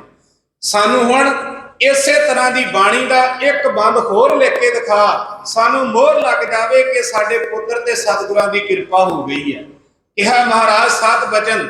ਉਸੇ ਵਕਤ ਸਤਿਗੁਰਾਂ ਦੇ ਸਨਮੁਖ ਹੋ ਕੇ ਉਹ ਸ਼ਬਦ ਉਚਾਰਿਆ, ਭਾਗ ਹੁਆ ਗੁਰ ਸੰਤ ਮਿਲਾਇਆ, ਪ੍ਰਭ ਅਬਿਨਾਸੀ ਘਰ ਮੈਂ ਪਾਇਆ, ਸੇਵ ਕਰੀ ਪਰ ਚਸਾ ਨਾ ਵਿਛੜਾ, ਜਨ ਨਾਨਕ ਦਾਸ ਤੁਮਾਰੇ। ਸਾਧ ਸੰਗਤ ਜੀ, ਉਸੇ ਵਕਤ ਗੁਰੂ ਅਰਜਨ ਸਾਹਿਬ ਜੀ ਨੇ ਜਦੋਂ ਸ਼ਬਦ ਉਚਾਰਿਆ, ਗੁਰੂ ਰਾਮਦਾਸ ਮਹਾਰਾਜ ਜੀ ਨੇ ਗੱਲ ਦੇ ਨਾਲ ਲਾ ਲਿਆ। ਸਿੱਖ ਨੇ ਦੱਸਿਆ, ਮਹਾਰਾਜ ਇਹ ਪੱਤਰਿਕਾ ਤੁਹਾਡੇ ਭਰਾ ਦੇ ਕੋਲ ਵੇ। ਪ੍ਰਿਥੀ ਚੰਦ ਨੂੰ ਨੇ ਜਦੋਂ ਜਾ ਕੇ ਘਰ ਦੀ ਤਲਾਸ਼ੀ ਲਈ ਗਈ ਤੇ ਉਹ ਸਾਰੀਆਂ ਪੱਤਰਿਕਾਵਾਂ ਜਿਹੜੀਆਂ ਮਹਾਰਾਜ ਨੇ ਭੇਜੀਆਂ ਸਨ, ਚਿੱਠੀਆਂ, ਉਹ ਬਾਬਾ ਪ੍ਰਿਥੀ ਚੰਦ ਦੇ ਘਰੋਂ ਪ੍ਰਾਪਤ ਹੋਈਆਂ। ਪ੍ਰਿਥੀ ਚੰਦ ਸ਼ਰਮਸ਼ਾਰ ਹੋਇਆ। ਇਹ ਗੁਰੂ ਘਰ ਦੇ ਨਾਲ ਈਰਖਾ ਰੱਖਣ ਲੱਗਾ। ਸਾਧ ਸੰਗਤ ਜੀ, ਤੇ ਸਤਿਗੁਰੂ ਮਹਾਰਾਜ ਇੰਨੇ ਖੁਸ਼ ਹੋਏ ਤੇ ਸਤਿਗੁਰੂ ਮਹਾਰਾਜ ਹੁਣ ਸਿੱਖੀ ਦੇ ਪ੍ਰਚਾਰ ਨੂੰ ਵਧਾ ਰਹੇ ਨੇ। ਸਮਾਂ ਬਣਿਆ, ਗੁਰੂ ਰਾਮਦਾਸ ਮਹਾਰਾਜ ਨੇ ਆਪਣੇ ਪੁੱਤਰਾਂ ਦੇ ਵਿੱਚੋਂ ਗੁਰੂ ਅਰਜਨ ਸਾਹਿਬ ਜੀ ਮਹਾਰਾਜ ਦੀ ਚੋਣ ਕਰਕੇ ਉਹਨਾਂ ਨੂੰ ਗੁਰਿਆਈ ਤਿਲਕ ਲਾਇਆ। 5 ਪੈਸੇ ਨਾਰੀਅਲ ਦੇ ਕੇ ਮਹਾਰਾਜ ਨੇ ਆਪ ਪ੍ਰਕਰਮਾਂ ਕੀਤੀਆਂ ਤੇ ਤਖਤ ਦੇ ਉੱਪਰ ਸੁਭਾਏਮਾਨ ਕੀਤਾ। ਆਖਿਆ, ਪੁੱਤਰ ਅੱਜ ਤੋਂ 5ਵੇਂ ਨਾਨਕ ਦੇ ਰੂਪ ਅੰਦਰ ਲੋਕ ਤੈਨੂੰ ਜਾਣਨਗੇ। ਮਹਾਰਾਜ ਸੱਚੇ ਪਾਤਸ਼ਾਹ ਜੀ ਦੇ ਸਾਧ ਸੰਗਤ ਦੀ ਤਖਤ ਤੇ ਬੈਠਦਿਆਂ ਸਾਰ ਸਾਡੀ ਕੌਮ ਨੂੰ ਗੁਰੂ ਅਰਜਨ ਸਾਹਿਬ ਜੀ ਮਹਾਰਾਜ ਨੇ ਬਹੁਤ ਵੱਡੀ ਦਾਤ ਦਿੱਤੀ ਹੈ। ਸਾਡੀ ਕੌਮ ਨੂੰ ਪੁਨਰ ਸਰਜੀਤ ਕੀਤਾ ਮਹਾਰਾਜ ਨੇ ਉਹਦੇ ਵਿੱਚ ਜਾਨ ਪਾਈ ਹੈ। ਸਾਧ ਸੰਗਤ ਜੀ, ਕਿਸੇ ਕੌਮ ਦਾ, ਕਿਸੇ ਫਿਲਾਸਫਰ ਦੀ ਕਿਤਾਬ ਪੜ੍ਹੋ ਕਿ ਕੌਮ ਪੈਦਾ ਕਿਵੇਂ ਹੁੰਦੀ ਹੈ, ਪੰਥ ਪੈਦਾ ਕਿਵੇਂ ਹੁੰਦਾ ਹੈ। ਪਹਿਲੀ ਗੱਲ, ਕੌਮ ਦੇ ਕੋਲ ਆਪਣਾ ਮੁਕਾਮ ਹੋਣਾ ਚਾਹੀਦਾ ਹੈ। ਦੂਸਰੀ ਗੱਲ, ਕੌਮ ਦੇ ਕੋਲ ਆਪਣਾ ਕੁਰਾਨ ਹੋਣਾ ਚਾਹੀਦਾ ਹੈ। ਗੁਰੂ ਅਰਜਨ ਸਾਹਿਬ ਜੀ ਨੇ ਦੋ ਕੰਮ ਸਭ ਤੋਂ ਵੱਡੇ ਆਪਣੇ ਜੀਵਨ ਕਾਲ ਅੰਦਰ ਕੀਤੇ। ਪਹਿਲਾ ਕੰਮ, ਕੌਮ ਤੋਂ ਮੁਕਾਮ ਤੋਂ ਭਾਵ ਹੁੰਦਾ ਕੌਮ ਦਾ ਆਪਣਾ ਕੋਈ ਤੀਰਥ ਹੋਣਾ ਚਾਹੀਦਾ ਹੈ, ਸਾਂਝਾ ਤੀਰਥ ਹੋਣਾ ਚਾਹੀਦਾ ਹੈ। ਸਤਿਗੁਰੂ ਮਹਾਰਾਜ ਸੱਚੇ ਪਾਤਸ਼ਾਹ ਨੇ ਸਾਈਂ ਮੀਆਂ ਮੀਰ ਜੀ ਤੋਂ ਮਜ਼੍ਹਬਾਂ ਦੇ ਝੇੜੇ ਖਤਮ ਕਰਦਿਆਂ ਹੋਇਆ ਮਹਾਰਾਜ ਨੇ ਸਾਈਂ ਮੀਆਂ ਮੀਰ ਜੀ ਤੋਂ ਸੱਚਖੰਡ ਸ੍ਰੀ ਹਰਿਮੰਦਰ ਸਾਹਿਬ ਦੀ ਨੀਂਹ ਰਖਵਾਈ। ਫਿਰ ਸਾਧ ਸੰਗਤ ਜੀ, ਕੌਮ ਦੇ ਕੋਲ ਆਪਣਾ ਕੁਰਾਨ ਹੋਣਾ ਚਾਹੀਦਾ, ਕੁਰਾਨ ਤੋਂ ਭਾਵ ਗ੍ਰੰਥ ਹੋਣਾ ਚਾਹੀਦਾ ਤੇ ਸ੍ਰੀ ਗੁਰੂ ਗ੍ਰੰਥ ਸਾਹਿਬ ਜੀ ਮਹਾਰਾਜ ਸੱਚੇ ਪਾਤਸ਼ਾਹ ਜੀ ਦੀ ਮਹਾਰਾਜ ਨੇ ਆਪ ਸੰਪਾਦਨਾ ਕੀਤੀ ਹੈ। ਸਤਿਗੁਰੂ ਮਹਾਰਾਜ ਸੱਚੇ ਪਾਤਸ਼ਾਹ ਦੇ ਕੋਲ ਕਈ ਲਿਖਾਰੀ ਆਏ, ਪੀਲੂ ਆਇਆ, ਹੋਰ ਇਤਿਹਾਸ ਦੇ ਵਿੱਚ ਕਈਆਂ ਦਾ ਜ਼ਿਕਰ ਹੁੰਦਾ, ਭਗਤ ਆਏ। ਇਹਨਾਂ ਨੇ ਆਖਿਆ ਮਹਾਰਾਜ ਸਾਡੀ ਬਾਣੀ ਰਚੋ। ਬੁੱਲੇ ਸ਼ਾਹ ਆਇਆ, ਹੋਰ ਕਈ ਆਏ, ਪਰ ਉਹ ਸਾਰੇ ਵਿਦਵਾਨ ਨੇ, ਚੰਗੇ ਨੇ, ਪਰ ਗੁਰੂ ਅਰਜਨ ਸਾਹਿਬ ਜੀ ਨੇ ਕਿਤੇ ਨਾ ਕਿਤੇ ਉਹਨਾਂ ਦੀ ਬਾਣੀ ਵਿੱਚ ਕੋਈ ਊਣਤ ਆਈ ਸੀ ਤੇ ਮਹਾਰਾਜ ਨੇ ਆਖਿਆ ਤੁਹਾਡੀ ਬਾਣੀ ਨਹੀਂ, ਇਹ ਗੁਰੂ ਗ੍ਰੰਥ ਸਾਹਿਬ ਵਿੱਚ ਦਰਜ ਕੀਤੀ ਜਾਵੇ। ਇਹਨਾਂ ਨੇ ਵੀ ਮਹਾਰਾਜ ਜੀ ਦੇ ਨਾਲ ਖਫਾ ਕੀਤਾ ਕਿ ਸਾਡੀਆਂ ਰਚਨਾਵਾਂ ਨੂੰ ਗੁਰੂ ਗ੍ਰੰਥ ਸਾਹਿਬ ਵਿੱਚ ਕਿਉਂ ਨਹੀਂ ਦਰਜ ਕੀਤਾ ਗਿਆ। ਇਹ ਵੀ ਮਹਾਰਾਜ ਦੇ ਵੈਰੀ ਬਣੇ। ਦੂਸਰੀ ਗੱਲ ਸੀ, ਗੁਰੂ ਮਹਾਰਾਜ ਸੱਚੇ ਪਾਤਸ਼ਾਹ ਜੀ ਨੇ ਜਿਸ ਵਕਤ ਗੁਰੂ ਮਹਾਰਾਜ ਜੀ ਦੇ ਘਰੇ ਸਾਹਿਬਜ਼ਾਦੇ ਦਾ ਜਨਮ ਹੋਇਆ, ਸਾਧ ਸੰਗਤ ਜੀ, ਮਾਤਾ ਗੰਗਾ ਜੀ ਦੇ ਨਾਲ ਮਹਾਰਾਜ ਜੀ ਦਾ ਪਿੰਡ ਮਾਊ, ਜਿਹੜਾ ਜ਼ਿਲ੍ਹਾ ਫਲੌਰ ਦੇ ਅੰਦਰ ਕ੍ਰਿਸ਼ਨ ਚੰਦ ਜੀ ਦੀ ਪੁੱਤਰੀ ਮਾਤਾ ਗੰਗਾ ਜੀ ਦੇ ਨਾਲ ਆਨੰਦ ਕਾਰਜ ਹੁੰਦਾ ਹੈ। ਤੇ ਸਤਿਗੁਰਾਂ ਦੇ ਘਰੇ ਉਹ ਆਪ ਜੀ ਨੇ ਸਾਖੀ ਬਹੁਤ ਵਾਰੀ ਸਰਵਣ ਕੀਤੀ ਹੈ ਕਿ ਬਾਬਾ ਬੁੱਢਾ ਸਾਹਿਬ ਜੀ ਨੂੰ ਵੱਡਾ ਮਾਣ ਦੇ ਕਰਕੇ ਮਹਾਰਾਜ ਜੀ ਨੇ ਛੇਵੇਂ ਪਾਤਸ਼ਾਹ ਸਤਿਗੁਰੂ ਗੁਰੂ ਹਰਗੋਬਿੰਦ ਸਾਹਿਬ ਜੀ ਦਾ ਅਵਤਾਰ ਹੁੰਦਾ ਹੈ। ਤੇ ਸਤਿਗੁਰੂ ਗੁਰੂ ਹਰਗੋਬਿੰਦ ਸਾਹਿਬ ਛੇਵੇਂ ਪਾਤਸ਼ਾਹ ਵੱਡੇ ਹੋਏ ਤੇ ਮਹਾਰਾਜ ਜਦੋਂ ਵੱਡੇ ਹੋਏ ਤੇ ਮਹਾਰਾਜ ਜੀ ਦੀ ਜਦੋਂ ਵਿਆਹ ਦੀ ਗੱਲ ਤੁਰੀ ਤੇ ਪ੍ਰੋਹਤ ਜਾ ਕੇ ਚੰਦੂ ਦੇ ਘਰੇ ਗਿਆ ਤੇ ਚੰਦੂ ਦੇ ਘਰੇ ਜਦੋਂ ਮਹਾਰਾਜ ਸੱਚੇ ਪਾਤਸ਼ਾਹ ਜੀ ਦਾ ਰਿਸ਼ਤਾ ਪੱਕਾ ਹੁੰਦਾ ਹੈ, ਉਸ ਤੋਂ ਬਾਅਦ ਵਿੱਚ ਮਹਾਰਾਜ ਜੀ ਨੂੰ ਗੁਰੂ ਕੀ ਸੰਗਤ ਨੇ ਆ ਕੇ ਦੱਸਿਆ, ਮਹਾਰਾਜ ਚੰਦੂ ਤੁਹਾਡੇ ਬਾਰੇ ਕਹਿੰਦਾ ਮੋਰੀ ਦੀ ਇੱਟ ਚੁਬਾਰੇ ਨੂੰ ਲਾਉਣ ਲੱਗੇ। ਮਹਾਰਾਜ ਇਹ ਸ਼ਬਦ ਚੰਦੂ ਤੁਹਾਡੇ ਵਾਸਤੇ ਵਰਤਦਾ ਹੈ, ਇਸ ਕਰਕੇ ਉਹ ਰਿਸ਼ਤੇ ਨੂੰ ਨਾ ਕਰ ਦਿਓ। ਮਹਾਰਾਜ ਨੇ ਸੰਗਤ ਦੇ ਸਾਹਮਣੇ ਸਿਰ ਝੁਕਾਇਆ, ਸਿਰ ਝੁਕਾ ਕੇ ਚੰਦੂ ਦੇ ਰਿਸ਼ਤੇ ਨੂੰ ਨਾ ਕਰ ਦਿੱਤੀ। ਚੰਦੂ ਆਪਣੀ ਚੰਡਾਲ ਚੌਂਕੜੀ ਦੇ ਨਾਲ ਮੇਰੀ ਧੀ ਦਾ ਰਿਸ਼ਤਾ ਗੁਰੂ ਅਰਜਨ ਸਾਹਿਬ ਨੇ ਟਕਰਾਇਆ। ਇੱਕ ਪਾਸੇ ਭਗਤ ਹੋ ਗਏ ਜਿਨ੍ਹਾਂ ਦੀ ਬਾਣੀ ਨਹੀਂ ਰਚੀ, ਇੱਕ ਪਾਸੇ ਪਿਰਥੀ ਚੰਦ ਹੋ ਗਿਆ ਕਿ ਮੈਨੂੰ ਗੁਰੂ ਸਾਹਿਬ ਨੇ ਗੁਰਤਾ ਗੱਦੀ ਕਿਉਂ ਨਹੀਂ ਦਿੱਤੀ। ਇਹ 4-5 ਬੰਦੇ ਜਿਹੜੇ ਸਰਕਾਰ ਦੇ ਨਾਲ ਰਲ ਕੇ ਜਹਾਂਗੀਰ ਬਾਦਸ਼ਾਹ ਦੇ ਕੋਲ ਜਾਂਦੇ। ਇਧਰਲੇ ਪਾਸੇ ਸੱਚਖੰਡ ਸ੍ਰੀ ਹਰਿਮੰਦਰ ਸਾਹਿਬ ਦੀ ਧਰਤੀ ਤੇ ਗੁਰੂ ਅਰਜਨ ਸਾਹਿਬ ਜੀ ਦੇ ਘਰੇ ਸਾਧ ਸੰਗਤ ਜੀ ਰੌਣਕਾਂ ਲੱਗਣ ਲੱਗੀਆਂ। ਮਹਾਰਾਜ ਜੀ ਨੇ ਸਭ ਤੋਂ ਪਹਿਲੀ ਇੱਕ ਤਾਕੀਦ ਕੀਤੀ। ਕਲਗੀਧਰ ਪਾਤਸ਼ਾਹ ਨੇ ਵੀ ਸਿੱਖਾਂ ਨੂੰ ਕਿਹਾ, ਇਹ ਗੱਲ ਮੈਂ ਕਹਿਣ ਵਾਸਤੇ ਕੌੜੀ ਲੱਗੇਗੀ। ਮਹਾਰਾਜ ਨੇ ਆਖਿਆ ਕਿ ਭਾਈ ਸਿੱਖੋ, ਕਦੇ ਵੀ ਕਿਸੇ ਨੇ ਮੜੀ ਮਸਾਣੀ ਨੂੰ ਨਹੀਂ ਪੂਜਣਾ।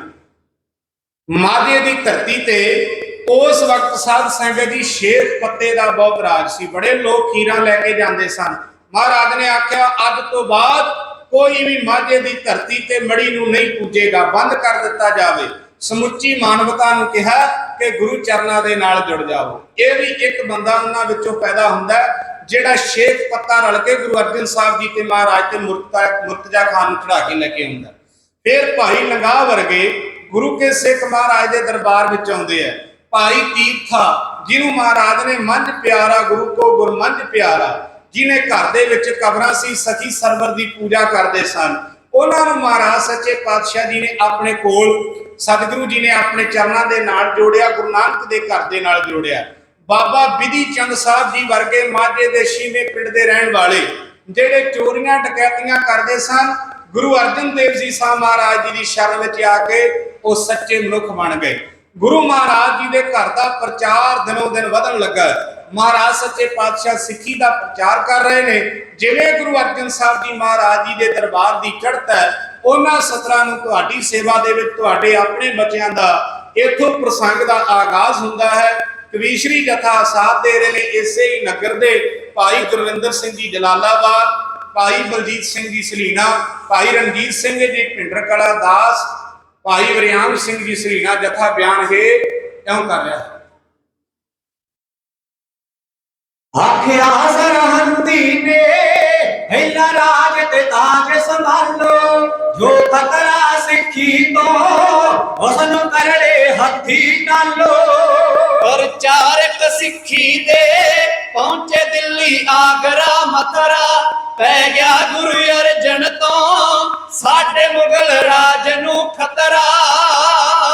ਆਖਿਆ ਸਰਹੰਦੀ ਨੇ ਪਹਿਲਾ ਰਾਜ ਤੇ ਤਾਜ ਸੰਭਾਲੋ, ਜੋ ਖਤਰਾ ਸਿੱਖੀ ਤੋਂ ਉਸ ਨੂੰ ਕਰੜੇ ਹੱਥੀ ਟਾਲੋ। ਉਹ ਪ੍ਰਚਾਰਕ ਸਿੱਖੀ ਦੇ ਪਹੁੰਚੇ ਦਿੱਲੀ ਆਗਰਾ ਮਥੁਰਾ, ਪੈ ਗਿਆ ਗੁਰੂ ਅਰਜਨ ਤੋਂ ਸਾਡੇ ਮੁਗਲ ਰਾਜ ਨੂੰ ਖਤਰਾ। ਜੋ ਜਾਨ ਨਿਗਾਹੇ ਨੂੰ ਉਸਨੇ ਪੱਕੇ ਸਿੱਖ ਬਣਾ ਲੇ, ਭਈ ਮੰਚ ਨਿਗਾਹੇ ਜੇ ਉਸਨੇ ਮਗਰ ਆਪਣੇ ਲਾਲੇ। ਉਹ ਛੱਡ ਦੇ ਧਰਮ ਨਹੀਂ ਬੇਸ਼ੱਕ ਹੋ ਜਾਏ ਕਤਰਾ ਕਤਰਾ, ਪੈ ਗਿਆ ਗੁਰੂ ਅਰਜਨ ਤੋਂ ਸਾਡੇ ਮੁਗਲ ਰਾਜ ਨੂੰ ਖਤਰਾ। ਹਰ ਲੈ ਕਮਰਾ ਉਸਨੇ ਆਗੂ ਮੁਗਲ ਰਾਜ ਦੇ ਧਰਮੀ, ਕਈ ਮੀਆਂ ਮੀਰ ਵਰਗੇ ਉਸ ਦੀ ਸਿੱਖ ਕੇ ਸੰਗਤ ਕਰਨੀ। ਉਹ ਐਸਾ ਵਿੱਚ ਦੁਨੀਆ ਦੇ ਡਿੱਠਾ ਹੋਰ ਪੁਰਸ਼ ਨਹੀਂ ਚਤਰਾ, ਪੈ ਗਿਆ ਗੁਰੂ ਅਰਜਨ ਤੋਂ ਸਾਡੇ ਮੁਗਲ ਰਾਜ ਨੂੰ ਖਤਰਾ। ਕਰਦਾ ਉਪਦੇਸ਼ ਜਦੋਂ ਉਥੀ ਫੜ ਸੰਗਤ ਵਿੱਚ ਬੈਠਾ, ਕਹਿ ਅੰਡਾ ਹਿੰਦੂ ਨੂੰ ਕਾਨ ਮੁਸਲਮਾਨ ਨੂੰ ਕਹਿੰਦਾ। ਉਸ ਦੀ ਗੁਰਬਾਣੀ ਦਾ ਪੜ੍ਹ ਕੇ ਵੇਖੋ ਪੱਤਰਾ ਪੱਤਰਾ, ਪੈ ਗਿਆ ਗੁਰੂ ਅਰਜਨ ਤੋਂ ਸਾਡੇ ਮੁਗਲ ਰਾਜ ਨੂੰ ਖਤਰਾ। ਬੁੱਢੇ ਕਰਦਾਸ ਕਹੇ ਉਸਨੇ ਸਿੱਖ ਪ੍ਰਚਾਰਕ ਥਾਪੇ, ਕੋਈ ਲੋੜ ਨ ਸੱਤਣ ਦੀ ਹਰ ਥਾਂ ਪਹੁੰਚ ਜਾਵਦੇ ਆਪੇ। ਉਹ ਕੋਈ ਤੁਰਦਾ ਥੱਕਦਾ ਨਹੀਂ ਬੇਸ਼ੱਕ ਹੋ ਗਿਆ ਸਤਰਾ ਪੱਤਰਾ, ਪੈ ਗਿਆ ਗੁਰੂ ਅਰਜਨ ਤੋਂ ਸਾਡੇ ਮੁਗਲ ਰਾਜ ਨੂੰ ਖਤਰਾ। ਉਹ ਕੋਲੇ ਰੱਖਦਾ ਹੈ ਗਾਤੂ ਵਿਧੀ ਚੰਦ ਜੈ ਭਾਰੇ, ਜੋ ਸਾਜ ਬੇਗਮ ਦੇ ਗਹਿਣੇ ਲੈ ਗਿਆ ਲੁੱਟ ਕੇ ਸਾਰੇ। ਉਹ ਅੱਤ ਚੁੱਕਣ ਦਿੰਦਾ ਨਹੀਂ ਸੁਣਿਆ ਬਹੁਤ ਸਭਾ ਦਾ ਅਥਰਾ, ਪੈ ਗਿਆ ਗੁਰੂ ਅਰਜਨ ਤੋਂ ਸਾਡੇ ਮੁਗਲ ਰਾਜ ਨੂੰ ਖਤਰਾ। ਜੋ ਮੰਨਿਆ ਡਾਕੂ ਹੈ ਵਿਧੀ ਚੰਦ ਦੇ ਕੋਲ ਹੈ ਰਹਿੰਦਾ, ਜੋ ਰੋਗ ਵਿਖਾਵੇ ਕੋਈ ਉਸ ਨੂੰ ਝੱਟ ਸੰਗੀਓ ਫੜ ਲੈਂਦਾ। ਉਹ ਅੱਤ ਚੁੱਕਣ ਦਿੰਦਾ ਨਹੀਂ ਸੁਣਿਆ ਬਹੁਤ ਸਭਾ ਦਾ ਅਥਰਾ, ਪੈ ਗਿਆ ਗੁਰੂ ਅਰਜਨ ਤੋਂ ਸਾਡੇ ਮੁਗਲ ਰਾਜ ਨੂੰ ਖਤਰਾ। ਇਸਲਾਮ ਬਚਾਉਣ ਲਈ ਪਹਿਲਾਂ ਦਿਲ ਵਿੱਚ ਸੋਚ ਵਿਚਾਰੋ, ਜੇ ਤਾਂ ਵੀ ਹੋ ਸਕਦਾ ਰਲ ਕੇ ਗੁਰੂ ਅਰਜਨ ਨੂੰ ਮਾਰੋ। ਉਹ ਇੱਥੇ ਸ਼ਾਹ ਮੁਹੰਮਦ ਜੀ ਕਰ ਦਿਓ ਭੇਟ ਬਲੀ ਦਾ ਬੱਕਰਾ, ਪੈ ਗਿਆ ਗੁਰੂ ਅਰਜਨ ਤੋਂ ਸਾਡੇ ਮੁਗਲ ਰਾਜ ਨੂੰ ਖਤਰਾ। ਪੈ ਗਿਆ ਗੁਰੂ ਅਰਜਨ ਤੋਂ ਸਾਡੇ ਮੁਗਲ ਰਾਜ ਨੂੰ ਖਤਰਾ। ਇਹਨਾਂ ਬੰਦਿਆਂ ਦੀ ਲਿਸਟ ਜਿਹੜੀ ਤੁਹਾਨੂੰ ਦੱਸੀ ਹੈ, ਚੰਦੂ ਹੋ ਗਿਆ, ਇਹਦੇ ਨਾਲ ਸ਼ੇਖ ਪੱਤੇ ਵਾਲਾ ਤੇ ਇੱਕ ਭਗਤ ਜਿਨ੍ਹਾਂ ਦੀ ਬਾਣੀ ਸ੍ਰੀ ਗੁਰੂ ਗ੍ਰੰਥ ਸਾਹਿਬ ਦੇ ਵਿੱਚ ਦਰਜ ਨਹੀਂ ਕੀਤੀ ਗਈ, ਤੇ ਇੱਕ ਮਹਾਰਾਜ ਜੀ ਦਾ ਭਰਾਤਾ ਬਾਬਾ ਪਿਰਥੀ ਚੰਦ ਜੀ। ਇਤਿਹਾਸ ਦੇ ਪੰਨੇ ਪੜ੍ਹ ਕੇ ਵੇਖ ਲਿਓ, ਮੈਂ ਵੀ ਬਾਬਾ ਹੀ ਸ਼ਬਦ ਵਰਤ ਰਿਹਾ, ਕਿਉਂਕਿ ਕਈ ਵਾਰੀ ਅਸੀਂ ਆਮ ਤੌਰ ਤੇ ਸਾਡੇ ਪ੍ਰਚਾਰਕਾਂ ਨੂੰ, ਇੱਕ ਸਾਡੀ ਜਮਾਤ ਨੂੰ ਆਦਤ ਹੁੰਦੀ ਕਿਸੇ ਨੂੰ ਜਦੋਂ ਨੀਚਾ ਵਿਖਾਉਣੀ ਹੁੰਦੀ ਤਾਂ ਉਹਦਾ ਨਾਮ ਕਿਸੇ ਪ੍ਰਕਾਰ ਦੇ ਨਾਲ ਵੀ ਲੈ ਦਿੰਦੇ। ਇਸ ਕਰਕੇ ਮਹਾਰਾਜ ਦੇ ਘਰੇ ਤੇ ਜਨਮ ਹੋਇਆ ਨਾ, ਮੈਂ ਵੀ ਬਾਬਾ ਸ਼ਬਦ ਹੀ ਵਰਤ ਰਿਹਾ। ਗੁਰੂ ਅਰਜਨ ਸਾਹਿਬ ਜੀ ਨੂੰ ਮਹਾਰਾਜ ਨੂੰ ਤੱਤੀਆਂ ਲੋਹਾਂ ਤੇ ਬਿਠਾਉਣ ਵਾਲੇ ਬਾਬਾ ਪਿਰਥੀ ਚੰਦ ਜੀ ਸਨ, ਪਰ ਕਦੇ ਵੀ ਸ੍ਰੀ ਗੁਰੂ ਅਰਜਨ ਦੇਵ ਜੀ ਮਹਾਰਾਜ ਨੇ ਬਾਬਾ ਸ਼ਬਦੀ ਵਰਤਿਆ, ਬਾਬਾ ਪਿਰਥੀ ਚੰਦ ਜੀ ਉਹਨਾਂ ਦਾ ਸਤਿਕਾਰ ਹੀ ਕਰਦੇ ਰਹੇ। ਇਹ ਮਹਾਰਾਜ ਜੀ ਦੇ ਜੀਵਨ ਵਿੱਚੋਂ ਨਿਮਰਤਾ ਸਿੱਖਣ ਵਾਲਾ ਗੁਣ ਸਾਨੂੰ ਮਿਲਦਾ। ਇਤਿਹਾਸ ਦੇ ਪੰਨਿਆਂ ਨੂੰ ਪੜ੍ਹੀਏ ਕਿ ਮਹਾਰਾਜ ਸੱਚੇ ਪਾਤਸ਼ਾਹ ਦੀ ਜਾ ਕੇ ਰਿਪੋਰਟ ਕੀਤੀ ਜਹਾਂਗੀਰ ਬਾਦਸ਼ਾਹ।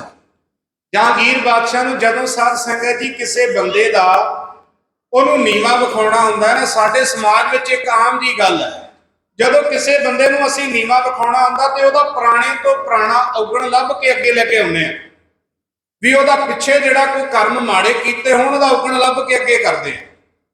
ਤੇ ਇਹਨਾਂ ਨੇ ਕੀ ਕੀਤਾ, ਬਾਬਾ ਬਿਧੀ ਚੰਦ ਸਾਹਿਬ ਜੀ ਦਾ ਔਗਣ ਲੈ ਕੇ ਆਏ ਕਿ ਬਾਬਾ ਬਿਧੀ ਚੰਦ ਸਾਹਿਬ ਜੀ ਦੀ ਜਿਹੜੀ ਪਹਿਲਾਂ ਸੰਗਤ ਸੀ ਉਹ ਚੋਰਾਂ ਡਾਕੂਆਂ ਵਾਲੀ ਸੀ, ਤੇ ਉਹਨਾਂ ਆਖਿਆ ਬਾਬਾ ਬਿਧੀ ਚੰਦ ਇੱਕ ਡਾਕੂ ਹੈ ਤੇ ਡਾਕੂ ਨੂੰ ਇਹਨੇ ਪਨਾਹ ਦਿੱਤੀ ਹੋਈ ਹੈ ਤੇ ਆਪਣੇ ਕੋਲ ਰੱਖਿਆ ਹੋਇਆ। ਤੇ ਭਾਵੇਂ ਬਾਬਾ ਬਿਧੀ ਚੰਦ ਸਾਹਿਬ ਜੀ ਪਹਿਲਾਂ ਡਾਕੂ ਸਨ, ਪਰ ਸ੍ਰੀ ਗੁਰੂ ਅਰਜਨ ਦੇਵ ਮਹਾਰਾਜ ਦੀ ਸੰਗਤ ਵਿੱਚ ਆ ਕੇ ਉਹ ਸੱਚੇ ਰਸਤੇ ਤੇ ਚੱਲ ਪਏ ਸਨ।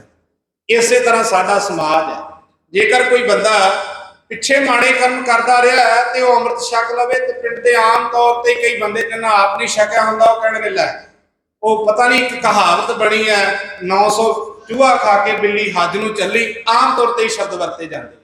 ਉਹ ਪਹਿਲਾਂ ਤੇ ਜਿਹੜੇ ਮਾੜੇ ਕਰਮ ਕਰਦਾ ਸੀ ਉਹ ਤੇ ਉਹਨੇ ਛੱਡੇ ਨਾ, ਮਾੜੇ ਕਰਮ ਤੇ ਛੱਡੇ ਨਾ, ਹੁਣ ਚੰਗੇ ਪਾਸੇ ਤੁਰਿਆ, ਹੁਣ ਉਹਦਾ ਸਾਥ ਦਿਓ, ਹੁਣ ਆਪਾਂ ਉਹਦੇ ਸਾਥ ਦਈਏ।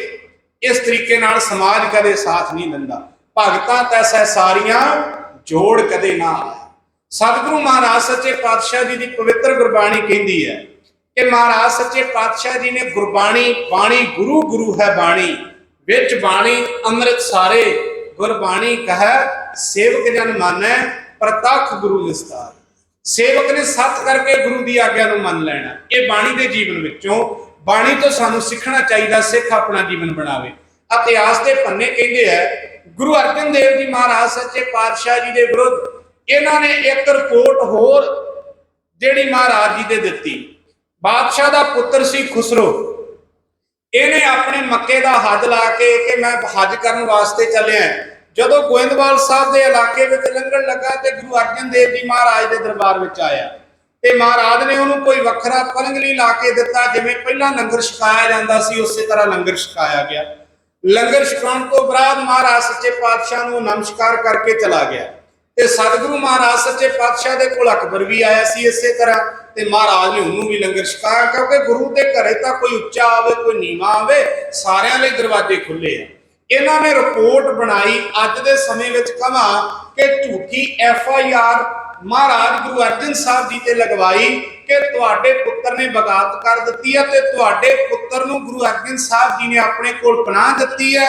ਪਨਾਹ ਦੇ ਕਰਕੇ ਇਹਨਾਂ ਨੇ ਉਹਨਾਂ ਨੂੰ ਪੈਸੇ ਦਿੱਤੇ ਹੈ, ਮਾਲੀ ਮਦਦ ਕੀਤੀ ਹੈ ਤੇ ਉਹਨੂੰ ਤਿਲਕ ਲਾਇਆ ਕਿ ਹੁਣ ਤੂੰ ਬਾਦਸ਼ਾਹ ਹੋਵੇਂਗਾ, ਤੁਹਾਡੇ ਤੋਂ ਵਿਰੁੱਧ ਚੱਲੇ ਨੇ। ਤੇ ਇੱਕ ਸਭ ਤੋਂ ਵੱਡੀ ਗੱਲ ਇਹ ਲਿਖੀ ਹੈ ਕਿ ਇਹਨਾਂ ਨੇ ਆਪਣਾ ਇੱਕ ਗ੍ਰੰਥ ਬਣਵਾਇਆ, ਉਸ ਦੇ ਵਿੱਚ ਇਹਨਾਂ ਨੇ ਲਿਖਿਆ ਮਿੱਟੀ ਮੁਸਲਮਾਨ ਕੀ ਪੇੜਾ ਪਈ ਘੁਮਿਆਰ। ਇਹਨਾਂ ਨੇ ਏਡੀ ਵੱਡੀ ਗੱਲ ਲਿਖੀ ਹੈ ਜਿਹਦੇ ਵਿੱਚ ਆਪਣੇ ਧਰਮ ਨੂੰ ਨਿੰਦਿਆ ਗਿਆ ਤੇ ਆਪਣੇ ਧਰਮ ਨੂੰ ਸੁਣਾਇਆ ਗਿਆ। ਬਾਦਸ਼ਾਹ ਨੇ ਆਖਿਆ ਏਡੀ ਵੱਡੀ ਗੱਲ ਮੇਰੇ ਦਰਬਾਰ ਵਿੱਚ ਹੋ ਜੇ, ਆਖਿਆ ਕਿ ਗੁਰੂ ਅਰਜਨ ਸਾਹਿਬ ਜੀ ਨੂੰ ਲਾਹੌਰ ਦੀ ਧਰਤੀ ਤੇ ਬੁਲਾਇਆ ਜਾਵੇ।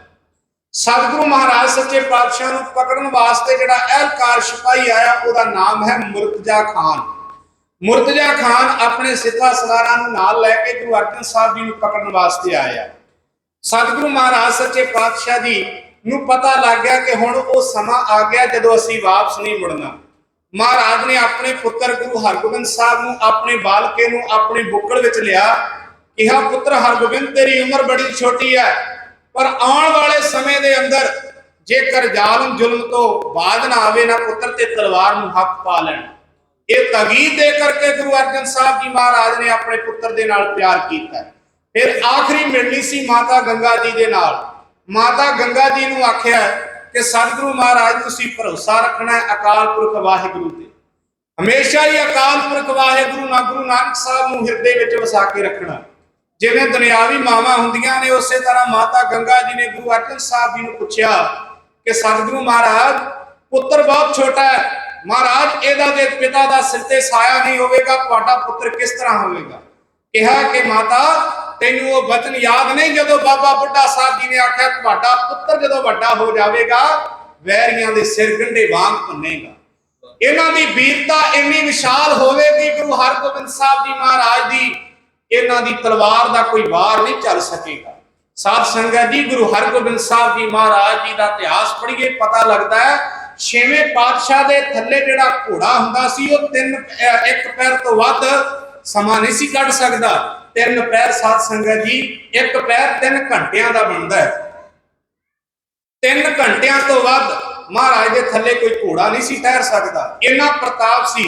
साध संगत जी 1.5 गिठ महाराज सच्चे पातशाह की धौण सी, इन्ना बाहूबल सी गुरु हरगोबिंद साहब जी महाराज दे विच जदों वार करते सन, जदों श्री अकाल तख्त साहब के दर्शन करवाए जाते हैं कि हुण आप तेगा 6वें पातशाह श्री गुरु हरगोबिंद साहब जी महाराज जी दा ते महाराज ने उहदे नाल काले खां नूं वड्ढिया सी।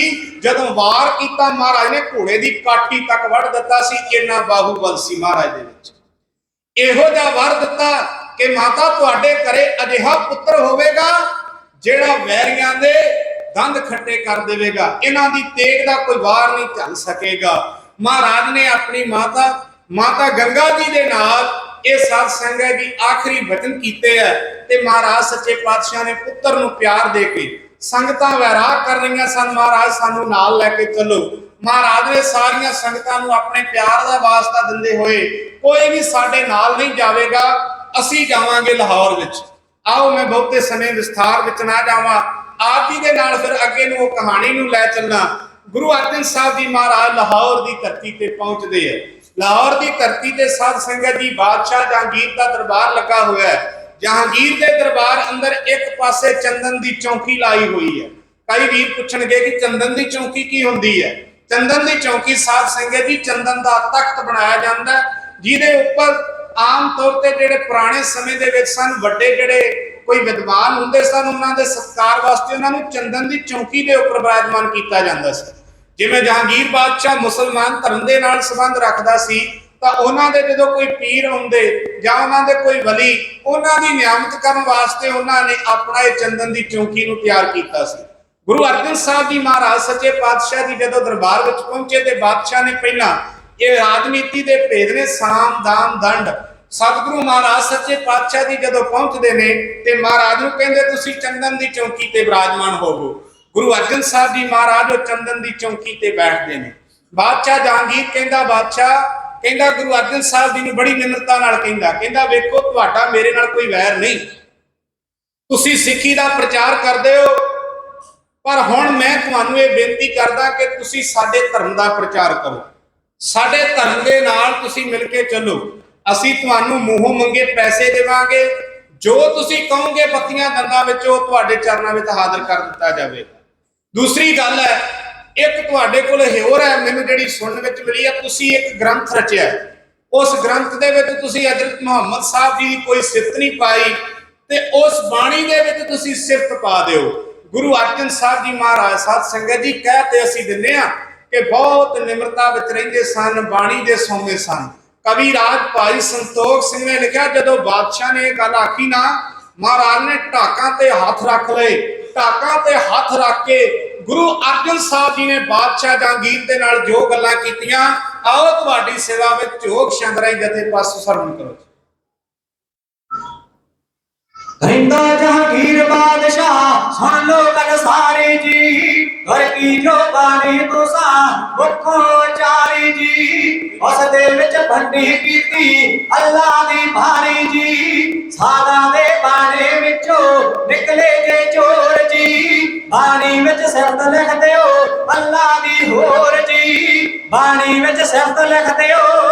हो दुनिया विच झूठे सारे मजहबां दे झेड़े ने, सच्चियां दे पार होने भवजल तो बेड़े ने, अमला दे नाल होने अगे ना बेड़े ने, कर्मां दा लेखा पैंदा सब नूं चुकाउणा है, बाणी विच अखर कोई भी कटना ना पाउणा है, बाणी विच अखर कोई भी।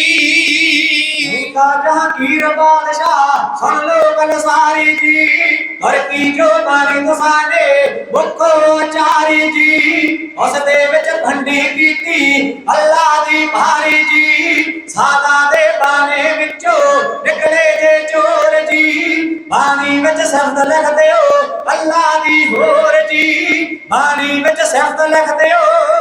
हो दुनिया विच झूठे सारे मजहबां दे झेड़े ने, सच्चियां दे पार होने भवजल तो बेड़े ने, अमला दे नाल होने अगे ना बेड़े ने, कर्मां दा लेखा पैंदा सब नूं चुकाउणा है, बाणी विच अखर कोई भी कटना ना पाउणा है, ਬਾਣੀ ਵਿੱਚ ਅੱਖਰ ਕੋਈ ਵੀ। ਸੁਣਿਆ ਮੈਂ ਗ੍ਰੰਥ ਤੁਸਾਂ ਨੇ ਜਿਹੜਾ ਬਣਾਇਆ ਹੈ, ਉਸ ਦੇ ਵਿੱਚ ਸਿੱਖਾਂ ਤਾਈ ਬਹੁਤਾ ਸਲਾਇਆ ਹੈ।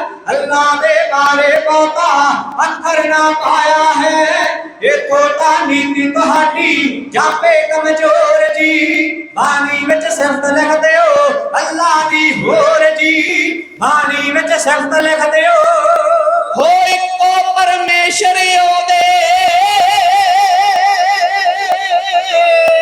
ਇੱਕੋ ਪਰਮੇਸ਼ਰ ਉਹਦੇ ਨਾਮ ਹਜ਼ਾਰ ਹੈ। ਭਗਤਾਂ ਦਾ ਉਹਦੇ ਦਿਲ ਵਿੱਚ ਬਹੁਤਾ ਸਤਿਕਾਰ ਹੈ। ਧੰਨੇ ਦੀਆਂ ਗਊਆਂ ਚਾਰੇ ਨਾਲ ਪਿਆਰ ਹੈ। ਪੱਥਰਾਂ ਚੋਂ ਪੈ ਗਿਆ ਰੱਬ ਨੂੰ ਮੁੱਖ ਵਿਖਾਉਣਾ ਹੈ। ਬਾਣੀ ਵਿੱਚ ਅੱਖਰ ਕੋਈ ਵੀ ਕੱਟਣਾ ਨਾ ਪਾਉਣਾ ਹੈ। ਬਾਣੀ ਵਿੱਚ ਅੱਖਰ ਕੋਈ ਵੀ। ਮੇਰੇ ਪੁੱਤ ਖੁਸਰੋ ਤਾਈ ਤੂੰ ਸਾਹਮਣੇ ਆਇਆ ਹੈ, ਰਾਜ ਦਾ ਤਿਲਕ ਲਗਾ ਕੇ ਦਿੱਤੀ ਮਜਮਾਇਆ ਹੈ। ਦੋਲਤ ਹਰ ਜਾਨਾ ਤਾਨੂੰ ਮੈਂ ਵੀ ਪਾਇਆ ਹੈ, ਇਹ ਤੂੰਗਾ ਵਿੱਚ ਦੇਸ਼ ਤੇ ਪਾਉਣਾ ਨਾ ਸ਼ੋਰ ਜੀ। ਬਾਣੀ ਵਿੱਚ ਸਿਫਤ ਲਿਖਦੇ ਹੋ ਅੱਲਾ ਦੀ ਹੋਰ ਜੀ, ਬਾਣੀ ਵਿੱਚ ਸਿਫਤ ਕਰਦੇ ਹੋ। ਉਹ ਸਾਨੂੰ ਜੋ ਹੁਕਮ ਰੱਬ ਦਾ ਉਹ ਕੰਮ ਕਰਨਾ ਹੈ। ਝੂਠਾ ਹਰ ਜਾਨਾ ਤੇਰਾ ਸਾਥੋਂ ਨਾ ਕਰਨਾ ਹੈ। ਚਾਹੀਦਾ ਕਦਮ ਸੋਚ ਕੇ ਬੰਦੇ ਨੂੰ ਧਰਨਾ ਹੈ। ਕੂੜਾ ਕੰਮ ਉਹ ਜਿਹੜਾ ਮਾਲਕ ਨੂੰ ਭਾਉਣਾ ਹੈ। ਬਾਣੀ ਵਿੱਚ ਅੱਖਰ ਕੋਈ ਵੀ ਕੱਟਣਾ ਨਾ ਪਾਉਣਾ ਹੈ।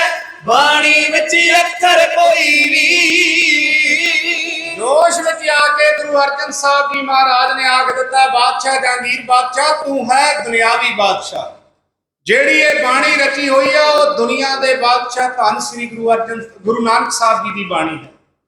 ਗੁਰੂ ਨਾਨਕ ਸਾਹਿਬ ਦੀ ਬਾਣੀ ਦੇ ਅੰਦਰ ਨਾ ਕੋਈ ਅੱਖਰ ਕੱਢਿਆ ਜਾਵੇਗਾ ਤੇ ਨਾ ਕੋਈ ਅੱਖਰ ਪਾਇਆ ਜਾਵੇਗਾ। ਮਹਾਰਾਜ ਨੇ ਜਦੋਂ ਇਹ ਬਚਨ ਆਖੇ, ਬਾਦਸ਼ਾਹ ਨੇ ਆਪਣੇ ਆਪ ਨੂੰ ਨੀਤੀ ਤੋਂ ਕੰਮ ਵਾਚਦਿਆਂ ਹੋਇਆ ਕਿਹਾ ਕਿ ਮਹਾਰਾਜ ਜੇ ਫਿਰ ਇਸ ਤਰ੍ਹਾਂ ਕਰੋਗੇ ਸਾਡੇ ਕੋਲ ਇੱਕ ਹੋਰ ਰਾਹ ਹੈਗਾ। ਮਹਾਰਾਜ ਨੇ ਆਖਿਆ ਉਹ ਰਾਹ ਕਿਹੜਾ ਹੈ? ਕਹਿੰਦੇ ਪਹਿਲੀ ਗੱਲ ਹੈ ਕਿ ਤੁਹਾਨੂੰ 2.5 ਲੱਖ ਰੁਪਈਆ ਹਰਜਾਨਾ ਜਿਹੜਾ ਉਹ ਭਰਨਾ ਪਵੇਗਾ, ਜੁਰਮਾਨਾ ਭਰਨਾ ਪਵੇਗਾ 2.5 ਲੱਖ ਰੁਪਈਆ। ਤੁਸੀਂ ਮੇਰੇ ਪੁੱਤ ਖੁਸਰੇ ਨੂੰ ਬਗਾਵਤ ਉਹਨੇ ਕੀਤੀ ਹੈ ਤੇ ਉਹਦੀ ਤੁਸੀਂ ਮਦਦ ਕੀਤੀ ਹੈ, ਇਸ ਕਰਕੇ ਤੁਹਾਨੂੰ 2.5 ਲੱਖ ਰੁਪਈਏ ਦਾ ਅਸੀਂ ਜੁਰਮਾਨਾ ਲਗਾਉਣੇ। ਤੇ ਮਹਾਰਾਜ ਨੇ ਆਖਿਆ ਤੀਜਾ ਰਾਹ ਦੱਸਦੇ ਕਿਹੜਾ ਹੈ? ਕਹਿੰਦੇ ਤੀਜਾ ਰਾਹ ਫਿਰ ਤੁਹਾਨੂੰ ਸ਼ਹੀਦ ਹੋਣਾ ਪਵੇਗਾ, ਤੁਹਾਨੂੰ ਆਪਣੀ ਮੌਤ ਨੂੰ ਬੁਲਾਵਾ ਦੇਣਾ ਪਵੇਗਾ। ਗੁਰੂ ਅਰਜਨ ਸਾਹਿਬ ਜੀ ਮਹਾਰਾਜ ਹੱਸ ਕੇ ਕਹਿਣ ਲੱਗੇ, ਬਾਦਸ਼ਾਹ ਕਿਹੜੀ ਮੌਤ ਦਾ ਬੁਲਾਵਾ ਕਹਿਣਾ, ਕਿਹੜੀ ਮੌਤ ਦੀਆਂ ਗੱਲਾਂ ਕਰਦਾ ਹੈ? ਸਾਡੀ ਬਾਣੀ ਗੁਰੂ ਸਾਹਿਬ ਮਹਾਰਾਜ ਸੱਚੇ ਪਾਤਸ਼ਾਹ ਕਹਿੰਦੇ ਗੁਰੂ ਨਾਨਕ ਸਾਹਿਬ ਦੀ ਬਾਣੀ ਜਿਹੜੀ ਬਾਣੀ ਕਹਿੰਦੀ ਹੈ, ਜੋ ਤੋ ਪ੍ਰੇਮ ਖੇਲਣ ਕਾ ਚਾਓ ਸਿਰ ਕਰ ਤਲੀ ਗਲੀ ਮੇਰੀ ਆਓ, ਇੱਕ ਮਾਰਗ ਪੈਰ ਧਰੀਜੈ ਸਿਰ ਦੀਜੈ ਕਾਲ ਨਾ ਕੀਜੈ। ਜਿਹਦੇ ਵਿੱਚ ਭਗਤ ਕਬੀਰ ਸਾਹਿਬ ਜੀ ਦੀ ਬਾਣੀ ਕਹਿੰਦੀ ਹੈ, ਸੂਰਾ ਸੋ ਪਹਿਚਾਨੀਐ ਜੋ ਲੜੈ ਦੀਨ ਕੇ ਹੇਤ, ਪੁਰਜਾ ਪੁਰਜਾ ਕੱਟ ਮਰੈ ਕਬਹੂ ਨਾ ਛਾੜੈ ਖੇਤ। ਐਸੀ ਬਾਣੀ ਜਿਹੜੀ ਸਾਡੇ ਦੁਆਰਾ ਰਚੀ ਗਈ ਬਾਣੀ, ਕਾਲ ਪੁਰਖ ਨੇ ਬਾਣੀ ਸਾਡੇ ਤੋਂ ਰਚਾਈ ਹੈ। ਜੇ ਕੋ ਜਨਮ ਮਰਨ ਤੇ ਡਰੈ ਸਾਵਧਨਾ ਕੀ ਸਰਨੀ ਪਰ। ਸਤਿਗੁਰੂ ਮਹਾਰਾਜ ਸੱਚੇ ਪਾਤਸ਼ਾਹ ਨੇ ਇਹ ਜਦੋਂ ਜਵਾਬ ਦਿੱਤੇ ਬਾਦਸ਼ਾਹ ਨੂੰ ਨਾ ਪਾਏ, ਉਹਨੇ ਆਖਿਆ ਕਿ ਹੁਣ ਇਹਨੂੰ ਆਪਾਂ ਤਸੀਹੇ ਦੇ ਕੇ ਸ਼ਹੀਦ ਕਰਾਂਗੇ। ਸਤ ਸੰਗਤ ਜੀ, ਆਮ ਤੌਰ ਤੇ ਭਾਵੇਂ ਗੁਰੂ ਅਰਜਨ ਸਾਹਿਬ ਜੀ ਦਾ ਸਮਾਂ ਸੀ, ਮੈਂ ਅੱਜ ਦੇ ਸਮੇਂ ਦੇ ਨਾਲ ਥੋੜਾ ਜਿਹਾ ਮਿਲਾਪ ਕਰਾਉਣਾ ਚਾਹੁੰਦਾ ਉਸ ਗੱਲ ਨੂੰ। ਗੁਰੂ ਅਰਜਨ ਸਾਹਿਬ ਜੀ ਵੇਲੇ ਬਾਦਸ਼ਾਹ ਬੈਠਾ ਜਹਾਂਗੀਰ, ਉਹਨੇ ਕੀ ਕੀਤਾ, ਜਦੋਂ ਬੰਦੇ ਧਾਰਮਿਕ ਤੌਰ ਤੇ ਰਾਜਨੀਤਿਕ ਤੌਰ ਤੇ ਬੰਦੇ ਜਦੋਂ ਇਹੋ ਜਿਹੇ ਝਮੇਲੇ ਵਿੱਚ ਪੈਂਦੇ ਆ ਤੇ ਉਹ ਆਪ ਪਾਸੇ ਹੋ ਜਾਂਦੇ ਆ ਤੇ ਦੂਜਿਆਂ ਨੂੰ ਅੱਗੇ ਕਰ ਦਿੰਦੇ। ਇਹ ਆਮ ਤੌਰ ਤੇ ਹੁੰਦਾ ਹੈ।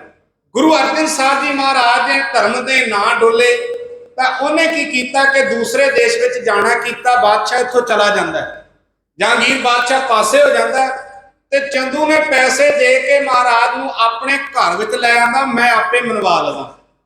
ਗੁਰੂ ਅਰਜਨ ਸਾਹਿਬ ਜੀ ਮਹਾਰਾਜ ਨੂੰ ਆਪਣੇ ਘਰੇ ਚੰਦੂ ਲੈ ਜਾਂਦਾ ਬਾਦਸ਼ਾਹ ਤੋਂ ਲੈ ਕਰਕੇ। ਸਾਧ ਸੰਗਤ ਜੀ, ਇੱਥੋਂ ਤੱਕ ਕਿ ਚੰਦੂ ਨੇ ਜਿੰਨੀ ਸਭਾ ਸੀ ਗੁਰੂ ਅਰਜਨ ਸਾਹਿਬ ਜੀ ਮਹਾਰਾਜ ਦੇ ਖਿਲਾਫ ਕਰ ਦਿੱਤੀ ਸੀ, ਸਾਰਿਆਂ ਨੂੰ ਖਰੀਦ ਲਿਆ ਸੀ ਕਿ ਮੈਂ ਗੁਰੂ ਅਰਜਨ ਸਾਹਿਬ ਨੂੰ ਆਪਣੇ ਘਰੇ ਲੈ ਕੇ ਜਾਵਾਂਗਾ, ਮੇਰੀ ਕੁੜਮਾਚਾਰੀ ਹੈ ਤੇ ਮੈਂ ਇਹਨਾਂ ਨੂੰ ਆਪੇ ਮਨਾ ਲਵਾਂਗਾ ਤੁਹਾਡੇ ਧਰਮ ਵਿੱਚ ਲਿਆਉਣ ਵਾਸਤੇ। ਚੰਦੂ ਚੰਡਾਲ ਸਤਿਗੁਰੂ ਮਹਾਰਾਜ ਸੱਚੇ ਪਾਤਸ਼ਾਹ ਨੂੰ ਬਾਦਸ਼ਾਹ ਕੋਲੋਂ ਲੈ ਜਾਂਦਾ। ਬਾਦਸ਼ਾਹ ਹੁਣ ਆਪਣੇ ਆਪ ਨੂੰ ਸੇਵ ਕਰ ਲੈਂਦਾ ਤੇ ਚੰਦੂ ਤੇ ਸਾਰਾ ਇਲਜ਼ਾਮ ਮੜਦਾ ਅੱਗੇ ਦਾ। ਇਤਿਹਾਸ ਦੇ ਪੰਨੇ ਕਹਿੰਦੇ ਗੁਰੂ ਅਰਜਨ ਸਾਹਿਬ ਜੀ ਮਹਾਰਾਜ ਚੰਦੂ ਦੇ ਘਰੇ ਚਲੇ ਜਾਂਦੇ ਆ। ਚੰਦੂ ਦੇ ਘਰੇ ਜਾ ਕੇ ਪਹਿਲਾਂ ਤੇ ਚੰਦੂ ਬੜੀ ਆਓ ਭਾਗਿਆ ਕਰਦਾ ਹੈ ਵੀ ਮਹਾਰਾਜ ਆਏ ਨੇ, ਇਸ ਤਰ੍ਹਾਂ ਨਾਲ ਬੜੇ ਮਿੱਠੀਆਂ ਗੱਲਾਂ ਕਰਦਾ ਹੈ। ਪਰ ਅਖੀਰ ਤੇ ਆਪਣਾ ਕਹਿੰਦਾ ਕਿ ਮੇਰੀ ਧੀ ਦਾ ਰਿਸ਼ਤਾ ਲੈ ਲਵੋ। ਨਹੀਂ, ਗੁਰੂ ਮਹਾਰਾਜ ਸੱਚੇ ਪਾਤਸ਼ਾਹ ਕਹਿਣ ਲੱਗੇ ਗੁਰੂ ਕੀ ਸੰਗਤ ਦਾ ਹੁਕਮ ਵੱਡਾ, ਚੰਦੂ ਤੇਰਾ ਕੋਈ ਹੁਕਮ ਨਹੀਂ ਵੱਡਾ। ਗੁਰੂ ਕੀ ਸੰਗਤ ਨੇ ਨਾ ਕਰ ਦਿੱਤਾ, ਇਸ ਕਰਕੇ ਅਸੀਂ ਤੇਰੀ ਧੀ ਦੇ ਰਿਸ਼ਤੇ ਨੂੰ ਠਕਰਾਉਨੇ ਆ। ਤੂੰ ਕਿਹਾ ਸੀ ਮੋਰੀ ਦੀ ਇੱਟ ਚੁਬਾਰੇ ਨੂੰ ਲਾਉਣ ਲੱਗੇ, ਤੂੰ ਆਪਣੇ ਆਪ ਨੂੰ ਚੁਬਾਰਾ ਦੱਸਦਾ ਸੀ, ਸਾਨੂੰ ਮੋਰੀ ਦੱਸਦਾ ਸੀ। ਸਤਿਗੁਰੂ ਮਹਾਰਾਜ ਸੱਚੇ ਪਾਤਸ਼ਾਹ ਕਹਿਣ ਲੱਗੇ ਗੁਰੂ ਨਾਨਕ ਦਾ ਘਰ ਤਾਂ ਬਹੁਤ ਵੱਡਾ ਹੈ, ਚੰਦੂ ਤੂੰ ਛੋਟੀਆਂ ਗੱਲਾਂ ਕਰਦਾ ਸੀ।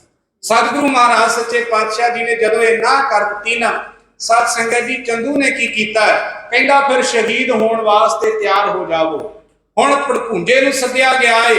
ਭੜਕੂੰਜੇ ਨੂੰ ਕੋਲ ਬੁਲਾ ਕਰਕੇ ਕਿਹਾ ਕਿ ਤੱਤੀ ਲੋਹ ਨੂੰ ਤਪਾਇਆ ਜਾਵੇ, ਘਰ ਦੇ ਵਿੱਚ ਚੁਰ ਹੈ, ਇਸ ਚੁਰ ਦੇ ਵਿੱਚ ਲੱਕੜਾਂ ਦੀ ਅੱਗ ਬਾਲੀ ਜਾਵੇ, ਲੱਕੜਾਂ ਦੀ ਅੱਗ ਬਾਲ ਕੇ ਤਵੀ ਨੂੰ ਤਪਾਇਆ ਜਾਵੇ ਤੇ ਸਿੱਖਾਂ ਦੇ ਪੰਜਵੇਂ ਗੁਰੂ ਗੁਰੂ ਅਰਜਨ ਸਾਹਿਬ ਨੂੰ ਤਵੀ ਤੇ ਬਿਠਾਇਆ ਜਾਵੇ। ਜਦੋਂ ਇਹ ਭੜਕੂੰਜੇ ਨੂੰ ਸੱਦਿਆ ਗਿਆ, ਅੱਗ ਬਾਲੀ ਗਈ। ਸਾਧ ਸੰਗਤ ਜੀ, ਚੰਦੂ ਅੱਗ ਡਾਉਣ ਲੱਗਾ, ਤਵੀ ਨੂੰ ਗਰਮ ਕਰ ਲਿਆ ਹੈ ਤੇ ਸਤਿਗੁਰੂ ਗੁਰੂ ਅਰਜਨ ਸਾਹਿਬ ਜੀ ਮਹਾਰਾਜ ਨੂੰ ਕਿਹਾ ਕਿ ਮਹਾਰਾਜ ਤਵੀ ਤੇ ਬੈਠ ਜਾਓ। ਇਤਿਹਾਸ ਦੇ ਪੰਨਿਆਂ ਦੇ ਵਿਦਿਆਰਥੀ ਆ, ਇਸ ਕਰਕੇ ਮੈਂ ਆਪ ਜੀ ਦੇ ਇੱਕ ਹੋਰ ਵਾਕਾ ਦੱਸਣਾ ਚਾਹੁੰਦਾ ਕਿ ਕਈ ਵਾਰੀ ਅਸੀਂ ਕਹਿ ਦਿੰਦੇ ਹਾਂ ਜੀ ਕਿ ਸਤਿਗੁਰੂ ਮਹਾਰਾਜ ਜੀ ਸ਼ਹੀਦਾਂ ਦੇ ਸਰਤਾਜ ਨੇ। ਸ਼ਹੀਦਾਂ ਦੇ ਸਰਤਾਜ ਕਿਵੇਂ ਹੋਏ, ਇਹ ਇਤਿਹਾਸ ਦਾ ਪ੍ਰਸ਼ਨ ਹੈ। ਇਸ ਕਰਕੇ ਸਾਨੂੰ ਕਈ ਵਾਰੀ ਇਹ ਸਵਾਲ ਕਰਦੇ ਵੀ ਭਾਈ ਸ਼ਹੀਦਾਂ ਦੇ ਸਰਤਾਜ ਕਿਵੇਂ ਹੋਏ। ਜੇ ਤੁਸੀਂ ਕਹੋ ਕਿ ਮਹਾਰਾਜ ਪਹਿਲੇ ਸ਼ਹੀਦ ਹੋਇਆ, ਇਸ ਕਰਕੇ ਅਸੀਂ ਸ਼ਹੀਦਾਂ ਦੇ ਸਰਤਾਜ ਮੰਨਦੇ ਹਾਂ। ਭਾਈ ਸਾਖੀ ਪੜ੍ਹੀਏ ਤਾਰੂ ਤੇ ਪੋਪੜ ਦੀ, ਤੇ ਉਸ ਤੋਂ ਪਹਿਲਾਂ ਗੁਰੂ ਨਾਨਕ ਸਾਹਿਬ ਵੇਲੇ ਤਾਂ ਉਹ ਵੀ ਸ਼ਹੀਦ ਹੋਏ ਆ। ਤਾਰੂ ਤੇ ਪੋਪੜ ਦੋ ਵਿਅਕਤੀ ਹੋਏ ਆ। ਇਤਿਹਾਸ ਦੀ ਸਾਖੀ ਆਉਂਦੀ ਹੈ ਜਿਸ ਵਕਤ ਬਾਬਰ ਬਾਦਸ਼ਾਹ ਨੇ ਚੜ੍ਹਾਈ ਕੀਤੀ ਤੇ ਗੁਰੂ ਨਾਨਕ ਸਾਹਿਬ ਜੀ ਮਹਾਰਾਜ ਉਸ ਇਲਾਕੇ ਵਿੱਚ ਸੰਦੇਸ਼ ਦੇ ਕੇ ਗਏ ਸਨ ਕਿ ਭਾਈ ਸਿੱਖਾਂ ਨੇ ਆਪਣਾ ਕਰਮ ਕਮਾਉਣਾ, ਸਭ ਦਾ ਭਲਾ ਲੋਚਣਾ, ਕਿਸੇ ਨਾਲ ਬੁਰਾ ਨਹੀਂ ਲੋਚਣਾ। ਤੇ ਜਦੋਂ ਕਹਿੰਦੇ ਬਾਦਸ਼ਾਹ ਬਾਬਰ ਨੇ ਅੱਗ ਲਵਾ ਦਿੱਤੀ ਤੇ ਉਹ ਤਾਰੂ ਤੇ ਪੋਪੜ, ਜਿਹੜਾ ਤਾਰੂ ਸੀ ਉਹ ਚੱਕ ਕੇ ਅੱਗ ਬੁਝਾਉਣ ਲੱਗ ਪਿਆ। ਅੱਗ ਬੁਝਾਵੇ ਤੇ ਪਾਣੀ ਪਾਈ ਜਾਵੇ। ਬਾਦਸ਼ਾਹ ਨੇ ਆਖਿਆ ਜਿਹੜਾ ਅੱਗ ਬੁਝਾਵੇਗਾ ਉਹ ਜਿਉਂਦਾ ਨਹੀਂ ਬਚੇਗਾ। ਉਹਨਾਂ ਨੇ ਚੁੱਕ ਕੇ ਬਾਦਸ਼ਾਹ ਦੇ ਕੋਲ ਤਾਰੂ ਨੂੰ ਪੇਸ਼ ਕਰ ਦਿੱਤਾ। ਉਹਨੂੰ ਜਦੋਂ ਪੇਸ਼ ਕੀਤਾ, ਉਹਨੂੰ ਕਹਿੰਦੇ ਤੂੰ ਲੋਕਾਂ ਦੀ ਅੱਗ ਬੁਝਾਉਂਦਾ ਫਿਰਦਾ, ਤੈਨੂੰ ਮੌਤ ਦਾ ਡਰ ਨਹੀਂ, ਤੂੰ ਕਿਸ ਦਾ ਕਲਾਮ ਗਾਉਣਾ? ਉਹਨੇ ਆਖਿਆ ਮੈਂ ਗੁਰੂ ਨਾਨਕ ਸਾਹਿਬ ਦਾ ਸਿੱਖ ਹਾਂ। ਕਹਿੰਦੇ ਤੂੰ ਕਿੱਥੋਂ ਆਇਆ? ਕਹਿੰਦਾ ਜਿਸ ਨੇ ਤੈਨੂੰ ਭੇਜਿਆ, ਜਿਹਨੇ ਤੈਨੂੰ ਭੇਜਿਆ ਮੈਂ ਉੱਥੇ ਉਹਦੇ ਕੋਲ ਹੀ ਆਇਆ। ਜਦੋਂ ਉਹਨੇ ਇਹ ਗੱਲਾਂ ਆਖੀਆਂ, ਉਹਨੇ ਆਖਿਆ ਇਹ ਕੰਮ ਨਹੀਂ ਕਰਨਾ, ਉਹਨਾਂ ਨੇ ਛੱਡ ਦਿੱਤਾ। ਫਿਰ ਆ ਕੇ ਉਹ ਸਿੱਖ ਨੇ ਫਿਰ ਉਸੇ ਤਰ੍ਹਾਂ ਜਿਹੜੇ ਗਰੀਬਾਂ ਦੀਆਂ ਝੁੱਗੀਆਂ ਝੌਂਪੜੀਆਂ ਨੂੰ ਜਲਾਇਆ ਜਾ ਰਿਹਾ ਸੀ ਨਾ, ਉਹਨਾਂ ਦੀ ਫਿਰ ਅੱਗ ਬੁਝਾਉਣੀ ਸ਼ੁਰੂ ਕਰ ਦਿੱਤੀ। ਲੋਕ ਕਹਿੰਦੇ ਏਡੀ ਵੱਡੀ ਅੱਗ ਨੂੰ ਕਿਵੇਂ ਬੁਝਾ ਲਵੇਂਗਾ? ਉਹਨੇ ਆਖਿਆ ਮੇਰਾ ਕਰਮ ਹੈ। ਗੁਰੂ ਨਾਨਕ ਸਾਹਿਬ ਨੇ ਦੱਸਿਆ ਯਤਨ ਤਾਂ ਕਰਨਾ ਚਾਹੀਦਾ ਕਿ ਬੁਝੇ ਚਾਹੇ ਨਾ ਬੁਝੇ, ਪਰ ਕਿਸੇ ਦਾ ਹਾਂ ਦਾ ਨਾਰਾ ਤਾਂ ਮਾਰਿਆ ਇਤਿਹਾਸ ਯਾਦ ਰੱਖੇਗਾ। ਬਾਦਸ਼ਾਹ ਨੂੰ ਕਿਸੇ ਜਾ ਕੇ ਫਿਰ ਚੁਗਲੀ ਕੀਤੀ। ਉਹਨਾਂ ਦੇ ਸਿਪਾਹੀਆਂ ਨੇ ਚੱਕ ਕੇ ਤੇ ਉਹ ਤਾਰੂ ਨਾਮ ਦੇ ਵਿਅਕਤੀ ਨੂੰ ਅੱਗ ਦੇ ਵਿੱਚ ਸੁੱਟ ਦਿੱਤਾ ਸੀ। ਉਹ ਤਾਰੂ ਨਾਮ ਦਾ ਸਿੱਖ ਸ਼ਹੀਦ ਕੀਤਾ ਗਿਆ। ਇਤਿਹਾਸ ਦੇ ਵਿੱਚ ਸਾਖੀ ਦਰਜ। ਗੁਰੂ ਅਰਜਨ ਸਾਹਿਬ ਜੀ ਮਹਾਰਾਜ ਸੱਚੇ ਵੇਲੇ ਪੰਜਵੇਂ ਪਾਤਸ਼ਾਹ ਬਣਦੇ ਨੇ ਤੇ ਗੁਰੂ ਨਾਨਕ ਸਾਹਿਬ ਜੀ ਦੇ ਵੇਲੇ ਦੀ ਇਹ ਸਾਖੀ ਆਉਂਦੀ ਹੈ। ਇਸ ਕਰਕੇ ਸ਼ਹੀਦਾਂ ਦੇ ਸਰਤਾਜ ਕਿਵੇਂ ਬਣੇ? ਇੱਕ ਤੇ ਪੰਜਵੇਂ ਪਾਤਸ਼ਾਹ ਸਵੈਮ ਗੁਰੂ ਸਨ। ਦੂਸਰੀ ਗੱਲ ਕਿ ਮਹਾਰਾਜ ਸੱਚੇ ਪਾਤਸ਼ਾਹ ਜੀ ਨੇ ਕਿਸੇ ਦੇ ਆਪਣੇ ਹੱਕ ਵਾਸਤੇ ਨਹੀਂ, ਮਨੁੱਖਤਾ ਦੇ ਭਲੇ ਵਾਸਤੇ, ਆਪਣੇ ਘਰ ਵਾਸਤੇ ਚਾਹੁੰਦੇ ਤੇ ਮਹਾਰਾਜ ਬਚ ਵੀ ਸਕਦੇ ਸਨ, ਪਰ ਉਹਨਾਂ ਸਾਰਿਆਂ ਦਾ ਭਲਾ ਸੋਚਿਆ। ਫਿਰ ਸਾਰੇ ਮਹਾਨ ਪਰਉਪਕਾਰ ਕੀਤੇ। ਏਡੇ ਵੱਡੇ ਮਹਾਨ ਪਰਉਪਕਾਰ ਜਿਨ੍ਹਾਂ ਨੇ ਸ੍ਰੀ ਗੁਰੂ ਗ੍ਰੰਥ ਸਾਹਿਬ ਜੀ ਮਹਾਨ ਪਵਿੱਤਰ ਸਰੂਪ ਰਾਮਸਰ ਦੀ ਧਰਤੀ ਤੇ ਤਿਆਰ ਕਰਕੇ ਸਿੱਖਾਂ ਦੀ ਝੋਲੀ ਵਿੱਚ ਪਾਇਆ। ਜਿਸ ਗੁਰੂ ਕੀ ਬਾਣੀ ਨੂੰ ਪੜ੍ਹ ਕੇ ਅੱਜ ਹਰੇਕ ਸਿੱਖ ਆਪਣੇ ਮਨ ਦੀ ਮਨੋਕਾਮਨਾ ਆਸਾ ਮੁਰਾਦ ਪੂਰਨ ਹੁੰਦੀ ਹੈ। ਜਿਹੜੀ ਗੁਰੂ ਕੀ ਬਾਣੀ ਸਾਨੂੰ ਭੁੱਲਿਆ ਭਟਕਿਆ ਲੋਕਾਂ ਨੂੰ ਸਹੀ ਰਸਤਾ ਦਿਖਾਉਂਦੀ ਹੈ। ਅਜਿਹਾ ਮਹਾਨ ਗੁਰਬਾਣੀ ਦਾ ਜਹਾਜ਼ ਗੁਰੂ ਅਰਜਨ ਸਾਹਿਬ ਜੀ ਨੇ ਤਿਆਰ ਕਰਕੇ ਸਾਡੀ ਝੋਲੀ ਵਿੱਚ ਪਾਇਆ। ਗੁਰੂ ਕੇ ਸਿੱਖੋ ਇੱਥੇ ਹੀ ਬਸ ਨਹੀਂ ਹੁੰਦੀ। ਮਹਾਰਾਜ ਨੇ ਸੰਤੋਖ ਸਰ ਸਾਹਿਬ, ਵਿਵੇਕ ਸਰ ਸਾਹਿਬ, ਤਰਨ ਤਾਰਨ ਸਾਹਿਬ, ਏਡੇ ਵੱਡੇ ਮਹਾਨ ਤੀਰਥ ਸਾਡੀ ਝੋਲੀ ਵਿੱਚ ਪਾਏ ਆ ਕਿ ਉਹਨਾਂ ਦੇ ਨਾਮ ਲਿਖਣ ਗਿਣਾਉਣ ਲੱਗ ਜਾਈਏ ਤੇ ਜੀਭਾ ਥੱਕ ਜਾਵੇਗੀ, ਪਰ ਉਹਨਾਂ ਦੇ ਮਹਾਨ ਪਰਉਪਕਾਰ ਨਹੀਂ ਗਿਣੇ ਜਾ ਸਕਦੇ। ਗੁਰੂ ਅਰਜਨ ਸਾਹਿਬ ਜੀ ਮਹਾਰਾਜ ਨੇ ਗੁਰੂ ਨਾਨਕ ਦੇ ਘਰ ਦੀ ਸਿੱਖੀ ਨੂੰ ਉਜਾਗਰ ਕੀਤਾ। ਚੌਹਾਂ ਕੁੰਟਾਂ ਦੇ ਅੰਦਰ ਮਹਾਰਾਜ ਨੇ ਜਿੱਤ ਦਾ ਡੰਕਾ ਵਜਾਇਆ। ਇਤਿਹਾਸ ਦੇ ਪੰਨਿਆਂ ਨੂੰ ਜੋ ਸ਼ੁਰੂ ਕਰੀਏ ਤਾਂ ਪੜ੍ਹੀਦਾ, ਕਹਿੰਦੇ ਇੱਥੇ ਇੱਕ ਸਾਖੀ ਹੋਰ ਆਉਂਦੀ ਹੈ ਕਿ ਜਿਸ ਵਕਤ ਮਹਾਰਾਜ ਜੀ ਨੂੰ ਤੱਤੀ ਲੋਹ ਦੇ ਉੱਪਰ ਬਿਠਾਇਆ ਜਾ ਰਿਹਾ ਸੀ, ਲਾਹੌਰ ਦੇ ਰਹਿਣ ਵਾਲੇ ਸਾਈਂ ਮੀਆਂ ਮੀਰ ਜੀ, ਜਿਨ੍ਹਾਂ ਤੋਂ ਸੱਚਖੰਡ ਸ੍ਰੀ ਹਰਿਮੰਦਰ ਸਾਹਿਬ ਦੀ ਨੀਂਹ ਰਖਵਾਈ ਗਈ ਹੈ। ਗੁਰੂ ਕੇ ਸਿੱਖੋ, ਇਹ ਤੇ ਆਮ ਤੌਰ ਤੇ ਸਿੱਖਾਂ ਵਿੱਚ ਇੱਕ ਫੈਸਲਾ ਪਿਆ ਹੋਇਆ, ਵਿਵਾਦ ਚੱਲਦਾ ਹੈ ਕਿ ਕੰਟਰੋਵਰਸੀ ਸਾਡੇ ਨਾਲ ਕੀਤੀ ਜਾਂਦੀ ਹੈ, ਨਹੀਂ ਜੀ ਇਹ ਹਿੰਦੂ ਆ, ਇਹ ਤਾਂ ਜੀ ਮੁਸਲਮਾਨ ਆ, ਇਹਦੀ ਇਸ ਧਰਮ ਨਾਲ ਸੰਬੰਧ ਰੱਖਦਾ ਸਾਡਾ ਕੋਈ ਨਾਤਾ ਨਹੀਂ। ਨਾ ਗੁਰੂ ਕੇ ਸਿੱਖੋ, ਇਸ ਤਰ੍ਹਾਂ ਨਾ ਕਰਿਆ ਕਰੀਏ। ਬਾਬੇ ਨਾਨਕ ਦਾ ਦਰ ਹੈ, ਇਹ ਬਾਣੀ ਕਹਿੰਦੀ ਉਪਦੇਸ਼ ਚੌ ਵਰਨਾ ਕੋ ਸਾਂਝਾ। ਇਹ ਬਾਣੀ ਕਹਿੰਦੀ ਆ ਉਪਦੇਸ਼ ਗੁਰੂ ਕਾ ਸਾਰਿਆਂ ਵਾਸਤੇ ਸਾਂਝਾ। ਇਸ ਕਰਕੇ ਸਾਰਿਆਂ ਨੂੰ ਹਿੰਦੂ ਆਵੇ ਤਾਂ ਵੀ ਗੱਲ ਨਾ ਲਾਉਂਦਾ, ਮੁਸਲਮਾਨ ਆ ਜੇ, ਜੈਨੀ ਆ ਜੇ, ਬੋਧੀ ਆ ਜੇ, ਸਾਰਿਆਂ ਨੂੰ ਗੱਲ ਨਾ ਲਾਉਣ ਵਾਲਾ ਗੁਰੂ ਸਮਰੱਥ ਸ੍ਰੀ ਗੁਰੂ ਗ੍ਰੰਥ ਸਾਹਿਬ ਜੀ ਮਹਾਰਾਜ ਨੇ। ਇਤਿਹਾਸ ਕਹਿੰਦਾ ਹੈ ਕਿ ਮਹਾਰਾਜ ਸੱਚੇ ਪਾਤਸ਼ਾਹ ਜੀ ਦੇ ਚਰਨਾਂ ਦੇ ਨਾਲ ਪਿਆਰ ਰੱਖਣ ਵਾਲਾ ਸਾਈਂ ਮੀਆਂ ਮੀਰ ਜੀ ਇੱਥੇ ਲਾਹੌਰ ਦੇ ਵਿੱਚ ਸਖਤ ਪਹਿਰਾ ਸੀ, ਪਰ ਪੀਰ ਜੀ ਨੂੰ ਕੋਈ ਰੋਕ ਨਹੀਂ ਸਕਦਾ ਸੀ ਕਿਉਂਕਿ ਉਹ ਵੱਡੇ ਸਨ। ਜਦੋਂ ਪੀਰ ਜੀ ਨੇ ਆ ਕੇ ਗੁਰੂ ਅਰਜਨ ਸਾਹਿਬ ਜੀ ਮਹਾਰਾਜ ਜੀ ਦੇ ਕੋਲ ਆਏ ਹੈ, ਆ ਕੇ ਵੇਖਿਆ ਸਰੀਰ ਦੇ ਉੱਪਰ ਛਾਲੇ ਨੇ, ਸੀਸ ਦੇ ਵਿੱਚ ਪੜਪੂੰਜਾ ਕੜਛੇ ਨਾਲ ਭਰਦਾ ਹੈ, ਗਰਮ ਰੇਤਾ ਨੂੰ ਮਹਾਰਾਜ ਸੱਚੇ ਪਾਤਸ਼ਾਹ ਦੇ ਸੀਸ ਵਿੱਚ ਪਾ ਰਿਹਾ ਏ। ਇਹ ਸਾਰਾ ਕੁਝ ਜਾਣਨਾ ਹੋਇਆ। ਪੀਰ ਵਿੱਚ ਇੰਨੀ ਤਾਕਤ ਸੀ ਕਿ ਉਹ ਸ੍ਰਿਸ਼ਟੀ ਨੂੰ ਪੁੱਠੀ ਕਰ ਸਕਦਾ ਸੀ। ਸਾਰੇ ਦੇਵਤੇ ਦੇਵੀ ਦੇਵਤੇ ਉਸ ਪੀਰ ਨੂੰ ਸਿਜਦੇ ਕਰਦੇ ਸਨ। ਸਤਿਗੁਰੂ ਮਹਾਰਾਜ ਸੱਚੇ ਪਾਤਸ਼ਾਹ ਦੀ ਇਹ ਹਾਲਤ ਵੇਖ ਨਾ ਸਕਿਆ, ਅੱਖਾਂ ਵਿੱਚ ਨੀਰ ਹੈ, ਧਾਹਾਂ ਮਾਰ ਮਾਰ ਕੇ ਗੁਰੂ ਅਰਜਨ ਸਾਹਿਬ ਜੀ ਮਹਾਰਾਜ ਨੂੰ ਕੁਝ ਪ੍ਰਸ਼ਨ ਪੁੱਛਦਾ ਹੈ ਤੇ ਸਤਿਗੁਰੂ ਗੁਰੂ ਅਰਜਨ ਸਾਹਿਬ ਜੀ ਮਹਾਰਾਜ ਉਹਨਾਂ ਪ੍ਰਸ਼ਨਾਂ ਦੇ ਉੱਤਰ ਸਾਈਂ ਮੀਆਂ ਮੀਰ ਜੀ ਨੂੰ ਦੇ ਰਹੇ ਨੇ। ਆਓ ਲਾਹੌਰ ਦੀ ਧਰਤੀ ਤੇ ਸਾਕਾ ਕਿਵੇਂ ਵਾਪਰ ਰਿਹਾ ਹੈ, ਤੁਹਾਡੀ ਸੇਵਾ ਵਿੱਚ ਤੁਹਾਡਾ ਆਪਣਾ ਜਥਾ ਬਿਆਨ ਹੈ ਇਉਂ ਕਰ ਰਿਹਾ। ਤੱਤੀ ਲੋਹ ਦੇ ਉੱਤੇ ਜਦੋਂ ਗੁਰਾਂ ਨੂੰ ਬਿਠਾਇਆ ਸੀ, ਚੱਲ ਕੇ ਗੁਰਾਂ ਦੇ ਕੋਲ ਮੀਆਂ ਮੀਰ ਆਇਆ ਸੀ। ਤੱਤੀ ਲੋਹ ਦੇ ਉੱਤੇ ਜਦੋਂ ਗੁਰਾਂ ਨੂੰ ਬਿਠਾਇਆ ਸੀ, ਚੱਲ ਕੇ ਗੁਰਾਂ ਦੇ ਕੋਲ ਮੀਆਂ ਮੀਰ ਆਇਆ ਸੀ।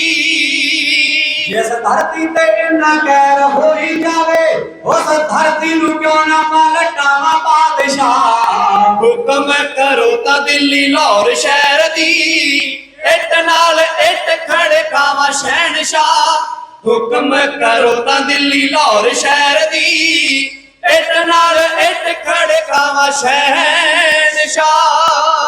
ਸਿੱਖੀ ਵਾਲਾ ਮਹਿਲ ਮੀਆਂ ਮੀਰ ਜੀ ਉਸਾਰਨਾ, ਇਸ ਝੂਠੇ ਤਨ ਤਾਈ ਕਰੀਏ ਪਿਆਰ ਨਾ। ਸਿੱਖੀ ਵਾਲਾ ਮਹਿਲ ਮੀਆਂ ਮੀਰ ਜੀ ਉਸਾਰਨਾ, ਇਸ ਝੂਠੇ ਤਨ ਤਾਈ ਕਰੀਏ ਪਿਆਰ ਨਾ। ਉਸ ਦੀ ਰਜਾ ਦੇ ਵਿੱਚ ਰਾਜੀ ਰਹਿਣਾ ਚਾਹੀਏ, ਉਸ ਦੀ ਰਜਾ ਦੇ ਵਿੱਚ ਰਾਜੀ ਰਹਿਣਾ ਚਾਹੀਏ। ਸਤਨਾਮ ਵਾਹਿਗੁਰੂ ਮੁਖੋਂ ਗਾਇਆ ਏ, ਭਾਣਾ ਮੰਨਣਾ ਹੈ ਅਸਾਂ ਕਰਤਾਰ ਦਾ, ਪੰਜਵੇਂ ਗੁਰਾਂ ਨੇ ਮੁਖੋਂ ਫਰਮਾਇਆ ਏ। ਭਾਣਾ ਮੰਨਣਾ ਹੈ ਅਸਾਂ ਕਰਤਾਰ ਦਾ, ਪੰਜਵੇਂ ਗੁਰਾਂ ਨੇ ਮੁਖੋਂ ਫਰਮਾਇਆ ਏ। ਗੱਲ ਵਿੱਚ ਗੁੱਸਾ ਤੇ ਨੈਣਾ ਵਿੱਚ ਨੀਰ ਹੈ, ਮਾਰ ਮਾਰ ਕੇ ਤੇ ਰੋਂਦਾ ਮੀਆਂ ਮੀਰ ਹੈ। ਦਿਲ ਵਿੱਚ ਗੁੱਸਾ ਤੇ ਨੈਣਾ ਵਿੱਚ ਨੀਰ ਹੈ, ਧਾਹਾਂ ਮਾਰ ਮਾਰ ਕੇ ਤੇ ਰੋਂਦਾ ਮੀਆਂ ਮੀਰ ਹੈ। ਕਾਨੇ ਉੱਤੇ ਇੰਨੇ ਕਿਉਂ ਕਸ਼ਟ ਝੱਲੀ ਜਾਓ, ਗੈਰ ਵਾਲਾ ਝੱਖੜ ਚਲਾਵਾ ਸ਼ਹਿਨਸ਼ਾਹ। ਹੁਕਮ ਕਰੋ ਤਾਂ ਦਿੱਲੀ ਲਾਹੌਰ ਸ਼ਹਿਰ ਦੀ, ਇੱਟ ਨਾਲ ਇੱਟ ਖੜਕਾਵਾਂ ਸ਼ਹਿਨਸ਼ਾਹ। ਹੁਕਮ ਕਰੋ ਤਾਂ ਦਿੱਲੀ ਲਾਹੌਰ ਸ਼ਹਿਰ ਦੀ, ਇੱਟ ਨਾਲ ਇੱਟ ਖੜਕਾਵਾਂ ਸ਼ਹਿਨਸ਼ਾਹ। ਜਿੰਨੇ ਵੀ ਤਸੀਹੇ ਅਸੀਂ ਤਾਨੇ ਉੱਤੇ ਜਾਵਾਂਗੇ, ਉਹਨੀ ਨੀ ਪੱਕੀ ਸਿੱਖ ਕੌਮ ਵਾਲੀ ਕਰਾਂਗੇ। ਉਹ ਜਿੰਨੇ ਵੀ ਤਸੀਹੇ ਅਸੀਂ ਤਾਨੇ ਉੱਤੇ ਜਰਾਂਗੇ, ਓਨੀ ਨੀ ਪੱਕੀ ਸਿੱਖ ਕੌਮ ਵਾਲੀ ਕਰਾਂਗੇ। ਭਲਾ ਸਰਮੰਦ ਵਾਲਾ ਦਿੰਦਾ ਰੂ ਸੁਨੇਹਾ, ਜਿਹੜਾ ਗੁਰੂ ਨਾਨਕ ਨੇ ਬੂਟਾ ਲਾਇਆ ਏ। ਭਾਣਾ ਮੰਨਣਾ ਹੈ ਅਸਾਂ ਕਰਤਾਰ ਦਾ, ਪੰਜਵੇਂ ਗੁਰਾਂ ਨੇ ਮੁਖ ਫਰਮਾਇਆ ਏ। ਭਾਣਾ ਅਸਾਂ ਕਰਤਾਰ ਦਾ ਪੰਜਵੇਂ ਗੁਰਾਂ ਨੇ ਮੁਖੋਂ ਫਰਮਾਇਆ ਏ ਉਹ ਸਮਾਨ ਤੇ ਚੀਰ ਆਗ ਧਰਤੀ ਨੂੰ ਲਾ ਦਿਆਂ ਚੰਦਰੀ ਹਕੂਮਤ ਨੂੰ ਮਿੱਟੀ ਚ ਮਿਲਾ ਦਿਆਂ ਅਸਮਾਨ ਤੇ ਚੀਰ ਅੱਗ ਧਰਤੀ ਨੂੰ ਲਾ ਦਿਆਂ ਚੰਦਰੀ ਹਕੂਮਤ ਨੂੰ ਮਿੱਟੀ ਚ ਮਿਲਾ ਦਿਆਂ ਇਸ ਦੁਨੀਆ ਤੋਂ ਮੈਨੂੰ ਡਰ ਨਾ ਕੋਈ ਲੱਗੇ ਵੋਟ ਤੇਰੇ ਚਾਰਨਾਂ ਦੀ ਕਾਸੇ ਨਿਸਾ ਹੁਕਮ ਕਰੋ ਤਾਂ ਦਿੱਲੀ ਲਾਹੌਰ ਸ਼ਹਿਰ ਦੀ ਇੱਟ ਨਾਲ ਇੱਟ ਖੜਕਾਵਾਂ ਸ਼ਹਿਨਸ਼ਾਹ ਹੁਕਮ ਕਰੋ ਤਾਂ ਦਿੱਲੀ ਲਾਹੌਰ ਸ਼ਹਿਰ ਦੀ ਇੱਟ ਨਾਲ ਇੱਟ ਖੜਕਾਵਾਂ ਸ਼ਹਿਨਸ਼ਾਹ ਸ਼ਾਂਤੀ ਦੇ ਪਹੁੰਚੇ ਗੁਰੂ ਸਾਹਿਬ ਆਪੋ ਬੋਲਦੇ ਵੇਖ ਕੇ ਤੇ ਜ਼ੁਲਮ ਕਦੇ ਸੂਰ ਮੇਰਾ ਡੋਲਦੇ ਸ਼ਾਂਤੀ ਦੇ ਪੁੰਜ ਗੁਰੂ ਸਾਹਿਬ ਅੱਗੋਂ ਬੋਲਦੇ ਵੇਖ ਕੇ ਜ਼ੁਲਮ ਕਦੇ ਸੂਰਮੇ ਨਾ ਡੋਲਦੇ ਕੌਮ ਹੈ ਤੇ ਜਿਹੜਾ ਕਰ ਜਾਵੇ ਕੁਰਬਾਨੀ ਦੁਨੀਆ ਤੇ ਪੁੱਜਿਆ ਹੋ ਜਾਵੇ ਸ਼ਹਿਨਸ਼ਾਹ ਭਾਣਾ ਮੰਨਣਾ ਹੈ ਅਸਾਂ ਕਰਤਾਰ ਦਾ ਪੰਜਵੇਂ ਗੁਰਾਂ ਨੇ ਮੁਖੋਂ ਫਰਮਾਇਆ ਏ ਭਾਣਾ ਮੰਨਣਾ ਹੈ ਅਸਾਂ ਕਰਤਾਰ ਦਾ ਪੰਜਵੇਂ ਗੁਰਾਂ ਨੇ ਮੁਖੋਂ ਫਰਮਾਇਆ ਏ ਸਤਿਗੁਰੂ ਗੁਰੂ ਅਰਜਨ ਸਾਹਿਬ ਜੀ ਮਹਾਰਾਜ ਸੱਚੇ ਪਾਤਸ਼ਾਹ ਜੀ ਸ਼ਹੀਦਾਂ ਦੇ ਸਰਤਾਜ ਬਣਨ ਜਾ ਰਹੇ ਨੇ। ਮਹਾਰਾਜ ਨੇ ਸਾਈਂ ਮੀਆਂ ਮੀਰ ਜੀ ਨੇ ਜਦੋਂ ਆ ਕੇ ਅਰਜ਼ ਕੀਤੀ, ਮਹਾਰਾਜ ਏਡਾ ਵੱਡਾ ਸਾਕਾ ਤੁਸੀਂ ਵਰਤਾ ਰਹੇ ਹੋ, ਮਹਾਰਾਜ ਤੁਸੀਂ ਤਰਲੋਕੀ ਦੇ ਮਾਲਕ ਹੋ। ਸਤਿਗੁਰੂ ਮਹਾਰਾਜ ਤੁਹਾਡੇ ਕੋਲ ਇੰਨੀ ਪਾਵਰ ਹੈ, ਮਹਾਰਾਜ ਮੈਨੂੰ ਹੁਕਮ ਕਰੋ ਮੈਂ ਦਿੱਲੀ ਤੇ ਲਾਹੌਰ ਸ਼ਹਿਰ ਦੀ ਇੱਟ ਨਾਲ ਇੱਟ ਖੜਕਾ ਦੇਵਾਂ, ਮਹਾਰਾਜ ਇਸ ਧਰਤੀ ਨੂੰ ਪਲਟਾ ਦੇਵਾਂ, ਤੁਸੀਂ ਹੁਕਮ ਕਰੋ। ਮਹਾਰਾਜ ਹੱਸ ਪਏ। ਤੱਤੀ ਤਵੀ ਤੇ ਬੈਠ ਕੇ ਹੱਸਣਾ ਸਾਧ ਸੰਗਤ ਜੀ ਕੇਵਲ ਤੇ ਕੇਵਲ ਗੁਰੂ ਅਰਜਨ ਸਾਹਿਬ ਜੀ ਮਹਾਰਾਜ ਦੇ ਹਿੱਸੇ ਆਇਆ। ਮਹਾਰਾਜ ਹੱਸ ਪਏ। ਹੱਸ ਕੇ ਕਿਹਾ, ਸਾਈਂ ਮੀਆਂ ਮੀਰ ਜੀ ਆਪਣੇ ਨੇਤਰਾਂ ਨੂੰ ਬੰਦ ਕਰਨਾ ਜਰਾ। ਸਾਈਂ ਮੀਆਂ ਮੀਰ ਜੀ ਨੇ ਆਪਣੇ ਨੇਤਰਾਂ ਨੂੰ ਬੰਦ ਕੀਤਾ। ਗੁਰੂ ਅਰਜਨ ਸਾਹਿਬ ਜੀ ਮਹਾਰਾਜ ਨੇ ਰੋਬ 'ਚ ਆ ਕੇ ਆਖਿਆ, ਸਾਈਂ ਮੀਆਂ ਮੀਰ ਜੀ ਹੁਣ ਆਪਣੇ ਨੇਤਰਾਂ ਨੂੰ ਜਰਾ ਖੋਲੋ। ਇਤਿਹਾਸ ਕਹਿੰਦਾ ਜਦੋਂ ਉਹਨਾਂ ਨੇ ਆਪਣੇ ਨੇਤਰਾਂ ਨੂੰ ਖੋਲਿਆ, ਕਹਿੰਦੇ 33 ਕਰੋੜ ਦੇਵੀ ਦੇਵਤੇ ਬ੍ਰਹਿਮੰਡ ਦੇ ਵਿੱਚ ਜਿੰਨੇ ਵੀ ਸਨ ਸਾਰੇ ਹੱਥ ਬੰਨ ਕੇ ਗੁਰੂ ਕੇ ਪਿਆਰੇ ਸਾਰੇ ਸਿੱਖ ਖੜੇ ਸਨ। ਗੁਰੂ ਅਰਜਨ ਸਾਹਿਬ ਜੀ ਮਹਾਰਾਜ ਜੀ ਦਾ ਉਸ ਸਾਕੇ ਨੂੰ ਆਪਣੇ ਅੱਖਾਂ ਨਾਲ ਦੇਖ ਰਹੇ ਸਨ। ਮਹਾਰਾਜ ਨੇ ਆਖਿਆ, ਸਾਈਂ ਮੀਆਂ ਮੀਰ ਜੀ ਹਜੇ ਵੀ ਕੋਈ ਸ਼ੱਕ ਹੈ? ਕਿਹਾ, ਮਹਾਰਾਜ ਨਹੀਂ। ਸਤਿਗੁਰੂ ਮਹਾਰਾਜ ਸੱਚੇ ਪਾਤਸ਼ਾਹ ਨੇ ਆਖਿਆ, ਸਾਈਂ ਮੀਆਂ ਮੀਰ ਜੀ ਅਸੀਂ ਇਸ ਧਰਮ ਤੇ ਸਿੱਖੀ ਦਾ ਮਹਿਲ ਉਸਾਰਨ ਵਾਸਤੇ ਆਪਣੇ ਸੀਸ ਤੇ ਏਡਾ ਵੱਡਾ ਕਸ਼ਟ ਕਰ ਰਹੇ ਹਾਂ। ਇਹ ਸਿੱਖੀ ਦੀਆਂ ਨੀਹਾਂ ਮਜ਼ਬੂਤ ਹੋ ਰਹੀਆਂ ਨੇ। ਗੁਰੂ ਨਾਨਕ ਸਾਹਿਬ ਜੀ ਦੇ ਪੰਥ ਦਾ ਮਹਾਲ ਉਸਾਰਿਆ ਜਾਵੇਗਾ। ਗੁਰੂ ਨਾਨਕ ਸਾਹਿਬ ਦੇ ਘਰ ਦੀ ਸਿੱਖੀ ਇਸ ਸ਼ਹੀਦੀ ਦੇ ਵਿੱਚੋਂ ਇੱਕ ਨਵੀਂ ਜੀਵਨ ਦੀ ਜਾਂਚ ਸਿੱਖੇਗੀ। ਸਤਿਗੁਰੂ ਮਹਾਰਾਜ ਨੇ ਸਾਈਂ ਮੀਆਂ ਮੀਰ ਜੀ ਨਿਹਾਲ ਹੋ ਗਏ। ਨੇਤਰਾਂ ਨੂੰ ਫਿਰ ਖੋਲਿਆ। ਫਿਰ ਗੁਰੂ ਅਰਜਨ ਸਾਹਿਬ ਜੀ ਮਹਾਰਾਜ ਤੱਤੀ ਲੋਹ ਦੇ ਉੱਪਰ ਬੈਠੇ ਸਨ। ਮਹਾਰਾਜ ਦੇ ਮੁਖਾਰ ਬਿੰਦ ਤੋਂ ਸ਼ਬਦ ਨਿਕਲ ਰਹੇ ਸਨ। ਪਹਿਲਾਂ ਜਪਜੀ ਸਾਹਿਬ ਦਾ ਪਾਠ ਕੀਤਾ। ਸਾਧ ਸੰਗਤ ਜੀ ਅੱਜ ਦੇ ਸਮੇਂ ਵਿੱਚ ਨਾ ਮੈਂ ਥੋੜੀ ਜੀ ਗੱਲ ਵਿੱਚੋਂ ਮੈਂ ਇਤਿਹਾਸ ਦੇ ਵਿੱਚੋਂ ਮੇਰੀ ਆਦਤ ਨਹੀਂ ਕਿ ਮੈਂ ਇਧਰਲੀਆਂ ਉਧਰਲੀਆਂ ਗੱਲਾਂ ਸੁਣਾਵਾਂ। ਇਹ ਮੇਰੀ ਆਮ ਤੌਰ ਤੇ ਆਦਤ ਬਣੀ ਹੋਈ ਹੈ ਕੇਵਲ ਲੜੀਵਾਰ ਇਤਿਹਾਸ ਸੁਣਾਉਣਾ। ਨਾ ਮੈਂ ਕਿਸੇ ਦੀ ਸਿਫਤ ਕਰਦਾ ਤੇ ਕੇਵਲ ਇਤਿਹਾਸ ਦੀ ਸਾਂਝ ਪਾਉਣੀ, ਇਹ ਸਾਡਾ ਮਤਲਬ ਨਿਯਮ ਬਣਿਆ ਹੋਇਆ ਜਿੱਥੇ। ਪਰ ਮੈਂ ਆਪ ਜੀ ਦੀ ਸਿੱਖਿਆ ਵਾਸਤੇ ਇੱਕ ਗੱਲ ਦੱਸਣੀ ਚਾਹੁੰਦਾ। ਜਪਜੀ ਸਾਹਿਬ ਸਿੱਖ ਭੁੱਲ ਗਏ। ਸਾਧ ਸੰਗਤ ਜੀ ਮਾਫ ਕਰਨਾ, ਸਿਆਣੀਆਂ ਭੈਣਾਂ ਨਾ ਜਦੋਂ ਪੁਰਾਤਨ ਸਮੇਂ ਦੀ ਗੱਲ ਹੈ, ਕਿਸੇ ਨੇ ਜਦੋਂ ਦੁੱਧ ਮੱਖਣ ਲੱਸੀ ਰਿੜਕਣਾ ਨਾ ਤੇ ਉਦੋਂ ਜਪਜੀ ਸਾਹਿਬ ਪੜ੍ਹਨਾ। ਜਪਜੀ ਸਾਹਿਬ ਪੜ੍ਹਨਾ ਤੇ ਉਹਨਾਂ ਦੀ ਕੁੱਖ ਵਿੱਚੋਂ ਜਿਹੜੇ ਪੁੱਤਰ ਪੈਦਾ ਹੋਣੇ ਨਾ ਜਿਨ੍ਹਾਂ ਨੇ ਹਲ ਚਲਾਉਣੇ, ਉਹਨਾਂ ਜਪਜੀ ਸਾਹਿਬ ਹਲ ਚਲਾਉਂਦਿਆਂ ਪੜ੍ਹਨਾ। ਅੱਜ ਸਾਧ ਸੰਗਤ ਜੀ ਸਾਡੀਆਂ ਭੈਣਾਂ ਦੇਖਦੀਆਂ ਮੋਬਾਈਲ ਤੇ ਬੱਚੇ ਵੀ ਕਹਿੰਦੇ ਆ ਪੋਇਮ ਲਾ ਕੇ ਦਿਓ ਫੇਰ ਅਸੀਂ ਟਿਕਾਂਗੇ। ਬੱਚੇ ਵੀ ਅੱਜ ਕਹਿੰਦੇ ਆ ਕਿ ਸਾਨੂੰ ਮੋਬਾਈਲ ਤੇ ਕੁਝ ਨਾ ਕੁਝ ਕੋਈ ਪੋਇਮ ਲਾ ਕੇ ਦਿਓ ਫੇਰ ਅਸੀਂ ਕੋਈ ਭੋਜਨ ਖਾਵਾਂਗੇ ਜਾਂ ਕੁਝ ਛਕਾਂਗੇ। ਇਹ ਸਾਡੇ ਘਰਾਂ ਦੀ ਹਾਲਤ ਬਣ ਚੁੱਕੀ ਹੈ ਤੇ ਇੰਨੀਆਂ ਕੁ ਬਿਮਾਰੀਆਂ ਨੇ ਆ ਕੇ ਸਾਨੂੰ ਜਕੜ ਲਿਆ ਕਿ ਸਾਡਾ ਕਿਸੇ ਪਾਸੋਂ ਸਾਹ ਨਹੀਂ ਨਿਕਲ ਰਿਹਾ। ਅੱਜ ਜਿੰਨੇ ਅਸੀਂ ਸਰੀਰ ਬੈਠੇ ਆ ਸਾਰਿਆਂ ਨੂੰ ਕੋਈ ਨਾ ਕੋਈ ਬਿਮਾਰੀ ਨੇ ਆ ਕੇ ਫੜਿਆ ਹੋਇਆ। पर केवल ते केवल साध संगत जी असी गुरु की सिक्ख्या तो टुट गए, गुरु के सिद्धांतों तो टुट गए, गुरु की बाणी नूं हिरदे विच नहीं वसाया। मेरा वैद गुरु गोविंद, बाणी कहती है ना सारियां दे वैद कौन ने? श्री गुरु ग्रंथ साहब जी महाराज। सर्व रोग का औखद नाम, सारे रोगों का किहड़ा नाम? दवाई किहड़ी है? वो नाम की दवाई है। ये नाम की दवाई नूं असीं ग्रहण करना भुल गए। गुरु प्यारे खालसा जी, ये नाम की दवाई नूं ग्रहण करिए। गुरु अर्जन साहब जी महाराज के अंदर किहड़ी शक्ति सी जिहड़ी उन्हां नूं तत्ती लवी ते बिठा के बैठी सी? वो बाणी की शक्ति सी। वो बाणी उन्हां दे रोम रोम विच वसी हुई सी। भाई पारो परमहंस वर्गे जिन्हां ने महाराज सच्चे पातशाह की बाणी, जिन्हां दे रोम रोम विच गुरमुख रोम रोम हर ध्यावै, अजिही अवस्था विच पहुंच गए। अज माफ करना जे कई सिखां दे घरां विच जन्म लैके सानू जपजी साहब की बाणी आउंदी नहीं। पहली गल ते आउंदी नहीं, कंठ करनी ते बहुत दूर की गल है। गुरुद्वारे अंदर ग्रंथी सिंह आवाज दे के साडे कोले बहुत सत्कारयोग भाई साहब ने, आओ प्यारे बच्चों आपां बाणी नूं सिੱਖੀਏ।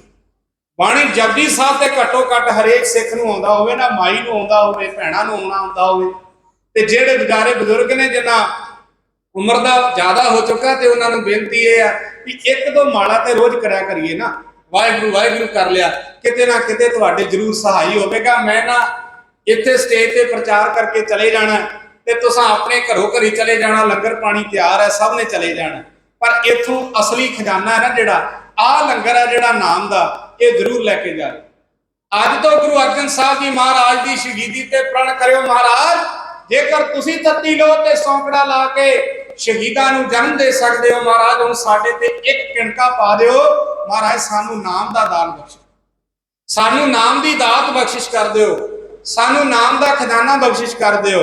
साध संगत सचखंड श्री हरमंदर साहिब दर्शन करन जाओ, बाहर जदों डैडी ते अगे निकलदे ते इधरले पासे थड़ा बनया होया दुख भंदरी साहब बेरी दे इधरले पासे तुसीं दर्शन करदे जे, ओहदे इशनान करदे जे, इधरले पासे वो थड़ा साहब बनया होया। ते थड़ा साहब क्यों बनया होया? उन्होंने 68 तीर्थ भी आखदे। गुरु अर्जन साहब जी महाराज जदों बाबा मोहन जी तो पोथियां लैके आए ना, जदों श्री गुरु ग्रंथ साहब की संपादना करनी सी, सब तो पहला लिया के पोथियां उस जगह के उपर विराजमान कीतियां, थड़ा साहब के उपर, ते उथे महाराज ने एक शब्द पढ़िया सी, हम तनवंत भाग सचनाए। ये भी बचन कहा, प्यू दादे का खोल डिट्टा खजाना, ता मेरा मन भया निदाना। अज साध संगत जी 68 तीरथ ते बैठ के जिहड़ा गुरु का सिख शब्द भावना नाल पाठ करदा है ना, उन्होंने हरेक मुराद उहदी पूरी हुंदी है। ये भी महानता है उत्थे। गुरु अर्जन साहब जी महाराज साध संगत जी गुरु की बाणी का अज आप जी ते बड़ी कृपा दरबार साहब विच ने, कई दरबार जिहड़े सजे हुंदे ने, कई कुर्सियां ला के महाराज पूरे बैठ जाते हैं। गुरु अर्जन साहब जी महाराज ने अपने पूरे जीवन काल के अंदर जदों पोथियां लिया के विराजमान कीतियां, महाराज कदे पलंगे ते नहीं सन सुते। इतिहास पढ़ के वेख लो, गुरु अर्जन साहब जी महाराज कदे पलंगे ते नहीं सुते। महाराज ने पोथी साहब नूं पलंगे ते विराजमान करना, आप थले चादर विछाउणी। सचखंड तुहाडे सामने बनया होया है। अज भी गुरु के सिखां अंदर जां टकसाल दे अंदर ये मर्यादा प्रपक चल रही है, गुरु अर्जन साहब जी की चलाई हुई कि महाराज सच्चे पातशाह का पलंगा सजदा ते उहदे थले चादर विछाई जाती है। वो गुरु अर्जन साहब जी महाराज नूं याद करदे कि गुरु अर्जन साहब जी का आसन है। महाराज सच्चे पातशाह प्रतक हादर नादर वरतदे। ये इतिहास गुरु का सानू सिक्ख्यावां दिंदा है, किवें जीवन नूं जिउणा है। आओ बच्चिआं नूं आपां गुरु के लड़ लाइए, गुरु की बाणी दे नाल जोड़िए। आओ वो दिन आ गया जदों मस्या तो 4 दिन अगेरे वधे ने, मस्या तो 4 दिन अगे नूं वधे ने। ते साध संगत जी इतिहास में 3 जून 1606 लिखिया है, पर मैं आप जी दे नाल पुराने जिहड़े कैलेंडर ने उहदे मुताबिक दसना चाहुंदा। मस्या तो 3 दिन अगे वध के 4 दिन अगे वध के 1606 नूं महाराज सच्चे पातशाह गुरु अर्जन साहब जी महाराज सच्चे पातशाह तत्ती लोह दे उपर चौंकड़ा ला करके बैठे हुए ने। ते महाराज सच्चे पातशाह ने अपना आखिरी भाणा वरताउणा है। सीस उपर रेता पै रही है, मुख दे उपर मेरे गुरुदेव का महाराज सच्चे पातशाह जी दे बाणी चल रही है, बाणी दा झरना फुट रहा है। तेरा किया मीठा लागै हर नाम पदार्थ नानक मांगै। महाराज सच्चे पातशाह को बाणी नूं पढ़ रहे ने। कली दे अंदर आप जी दे नाल सांझ पाई जा रही है कि किवें गुरु अर्जन साहिब महाराज अपनी जिंदड़ी नूं घोल घुमा रहे ने ਸ਼ਹੀਦਾਂ ਦੇ ਸਰਤਾਜ ਸਿੱਖਾਂ ਦੇ ਪੰਜਵੇਂ ਗੁਰੂ ਕਿਵੇਂ ਬਣ ਜਾ ਰਹੇ ਨੇ, ਉਹਨਾਂ ਸਤਰਾਂ ਨੂੰ ਬਿਆਨ ਕਿਉਂ ਕੀਤਾ ਜਾ ਰਿਹਾ। ਬੈਠਾ ਤਖਤੀ ਲੋਦੇ ਸਤਿਗੁਰ ਪੰਜ ਉਪਕਾਰਾਂ ਦਾ, ਉਹ ਚੁੱਕਦਾ ਸਿਰ ਤੇ ਦੁਖੜੇ ਉਹ ਸੋਹਣਾ ਚੰਦ ਭਾਨੀ ਦਾ, ਜਿਸ ਨੇ ਚੌਵਰ ਨਾ ਦੇ ਸਾਰੇ ਭਰਮ ਮਟਾ ਦਿੱਤੇ, ਉਹ ਸਾਂਝੀ ਵਾਲਤ ਬਖਸ਼ੀ ਤੋੜਿਆ ਮੂੰਹ ਅਪਮਾਨੀ ਦਾ, ਸਾਜਾ ਹਰੀ ਮੰਦਰ ਤੇ ਚਾਰੇ ਬੂਹੇ ਖੋਲ ਦਿੱਤੇ ਸੱਚ ਆਖਾਂ, ਸਾਜਾ ਹਰੀ ਮੰਦਰ ਤੇ ਚਾਰੇ ਬੂਹੇ ਖੋਲ ਦਿੱਤੇ, ਉਹ ਫਲਸਫਾ ਸਭ ਤੋਂ ਉੱਚਾ ਦੱਸਿਆ ਹੈ ਕੁਰਬਾਨੀ ਦਾ, ਵੀਰ ਖਵਾਈ ਜਿਸ ਨੇ ਸਾਈਂ ਮੀਆਂ ਵੀਰ ਕੋਲੋਂ, ਉਹ ਮਜਬੀ ਚਾਲ ਤੋੜ ਕੇ ਰੱਖਿਆ ਮਾਨ ਗਿਆਨੀ ਦਾ, ਅੱਜ ਉਹ ਸਦਕੀ ਸੂਰਾ ਬੈਠਾ ਮੱਚਦੀ ਅਗਨ ਉੱਤੇ, ਉਹ ਤੇਰਾ ਪਰਖ ਇਸ਼ਕ ਦੀ ਸੋਹਣਾ ਚੰਦ ਅਸਮਾਨੀ ਦਾ, ਤੱਤੀ ਲੋਤੇ ਬੈਠਾ ਤੱਤੀ ਰੇਤ ਬਵਾਰਿਆ ਏ, ਉਹ ਤੱਤੀਆਂ ਕਿਰਨਾਂ ਸੁੱਟ ਰਿਹਾ ਸੂਰਜ ਸਿਖਰ ਜਵਾਨੀ ਦਾ, ਸਭ ਕੁਝ ਤੱਤਾ ਤੇ ਪਰ ਸਤਿਗੁਰ ਫੇਰ ਵੀ ਸ਼ਾਂਤ ਨੇ, ਉਹ ਸੜਦੇ ਭੰਬੜਾ ਵਿੱਚ ਵੀ ਚਿਹਰਾ ਸ਼ਾਂਤ ਨਰਾਨੀ ਦਾ, ਤੱਤੀ ਰੇਤਾ ਮੈਰੀ ਭਰ ਭਰ ਛਾਲੇ ਫਿਸਦੇ ਨੇ, ਉਹ ਪਰਨੀ ਫਰਕ ਪਿਆ ਕੋਈ ਸਾਗਰ ਵਾਂਗ ਰਵਾਨੀ ਦਾ, ਨਾਨਕ ਜਾਤੀ ਨੜ ਗਈ ਨੀਗਰ ਬੈਠਾ ਖਾਰੇ ਤੇ, ਉਹ ਵਟਣਾ ਤੱਤਾ ਮਲਣਾ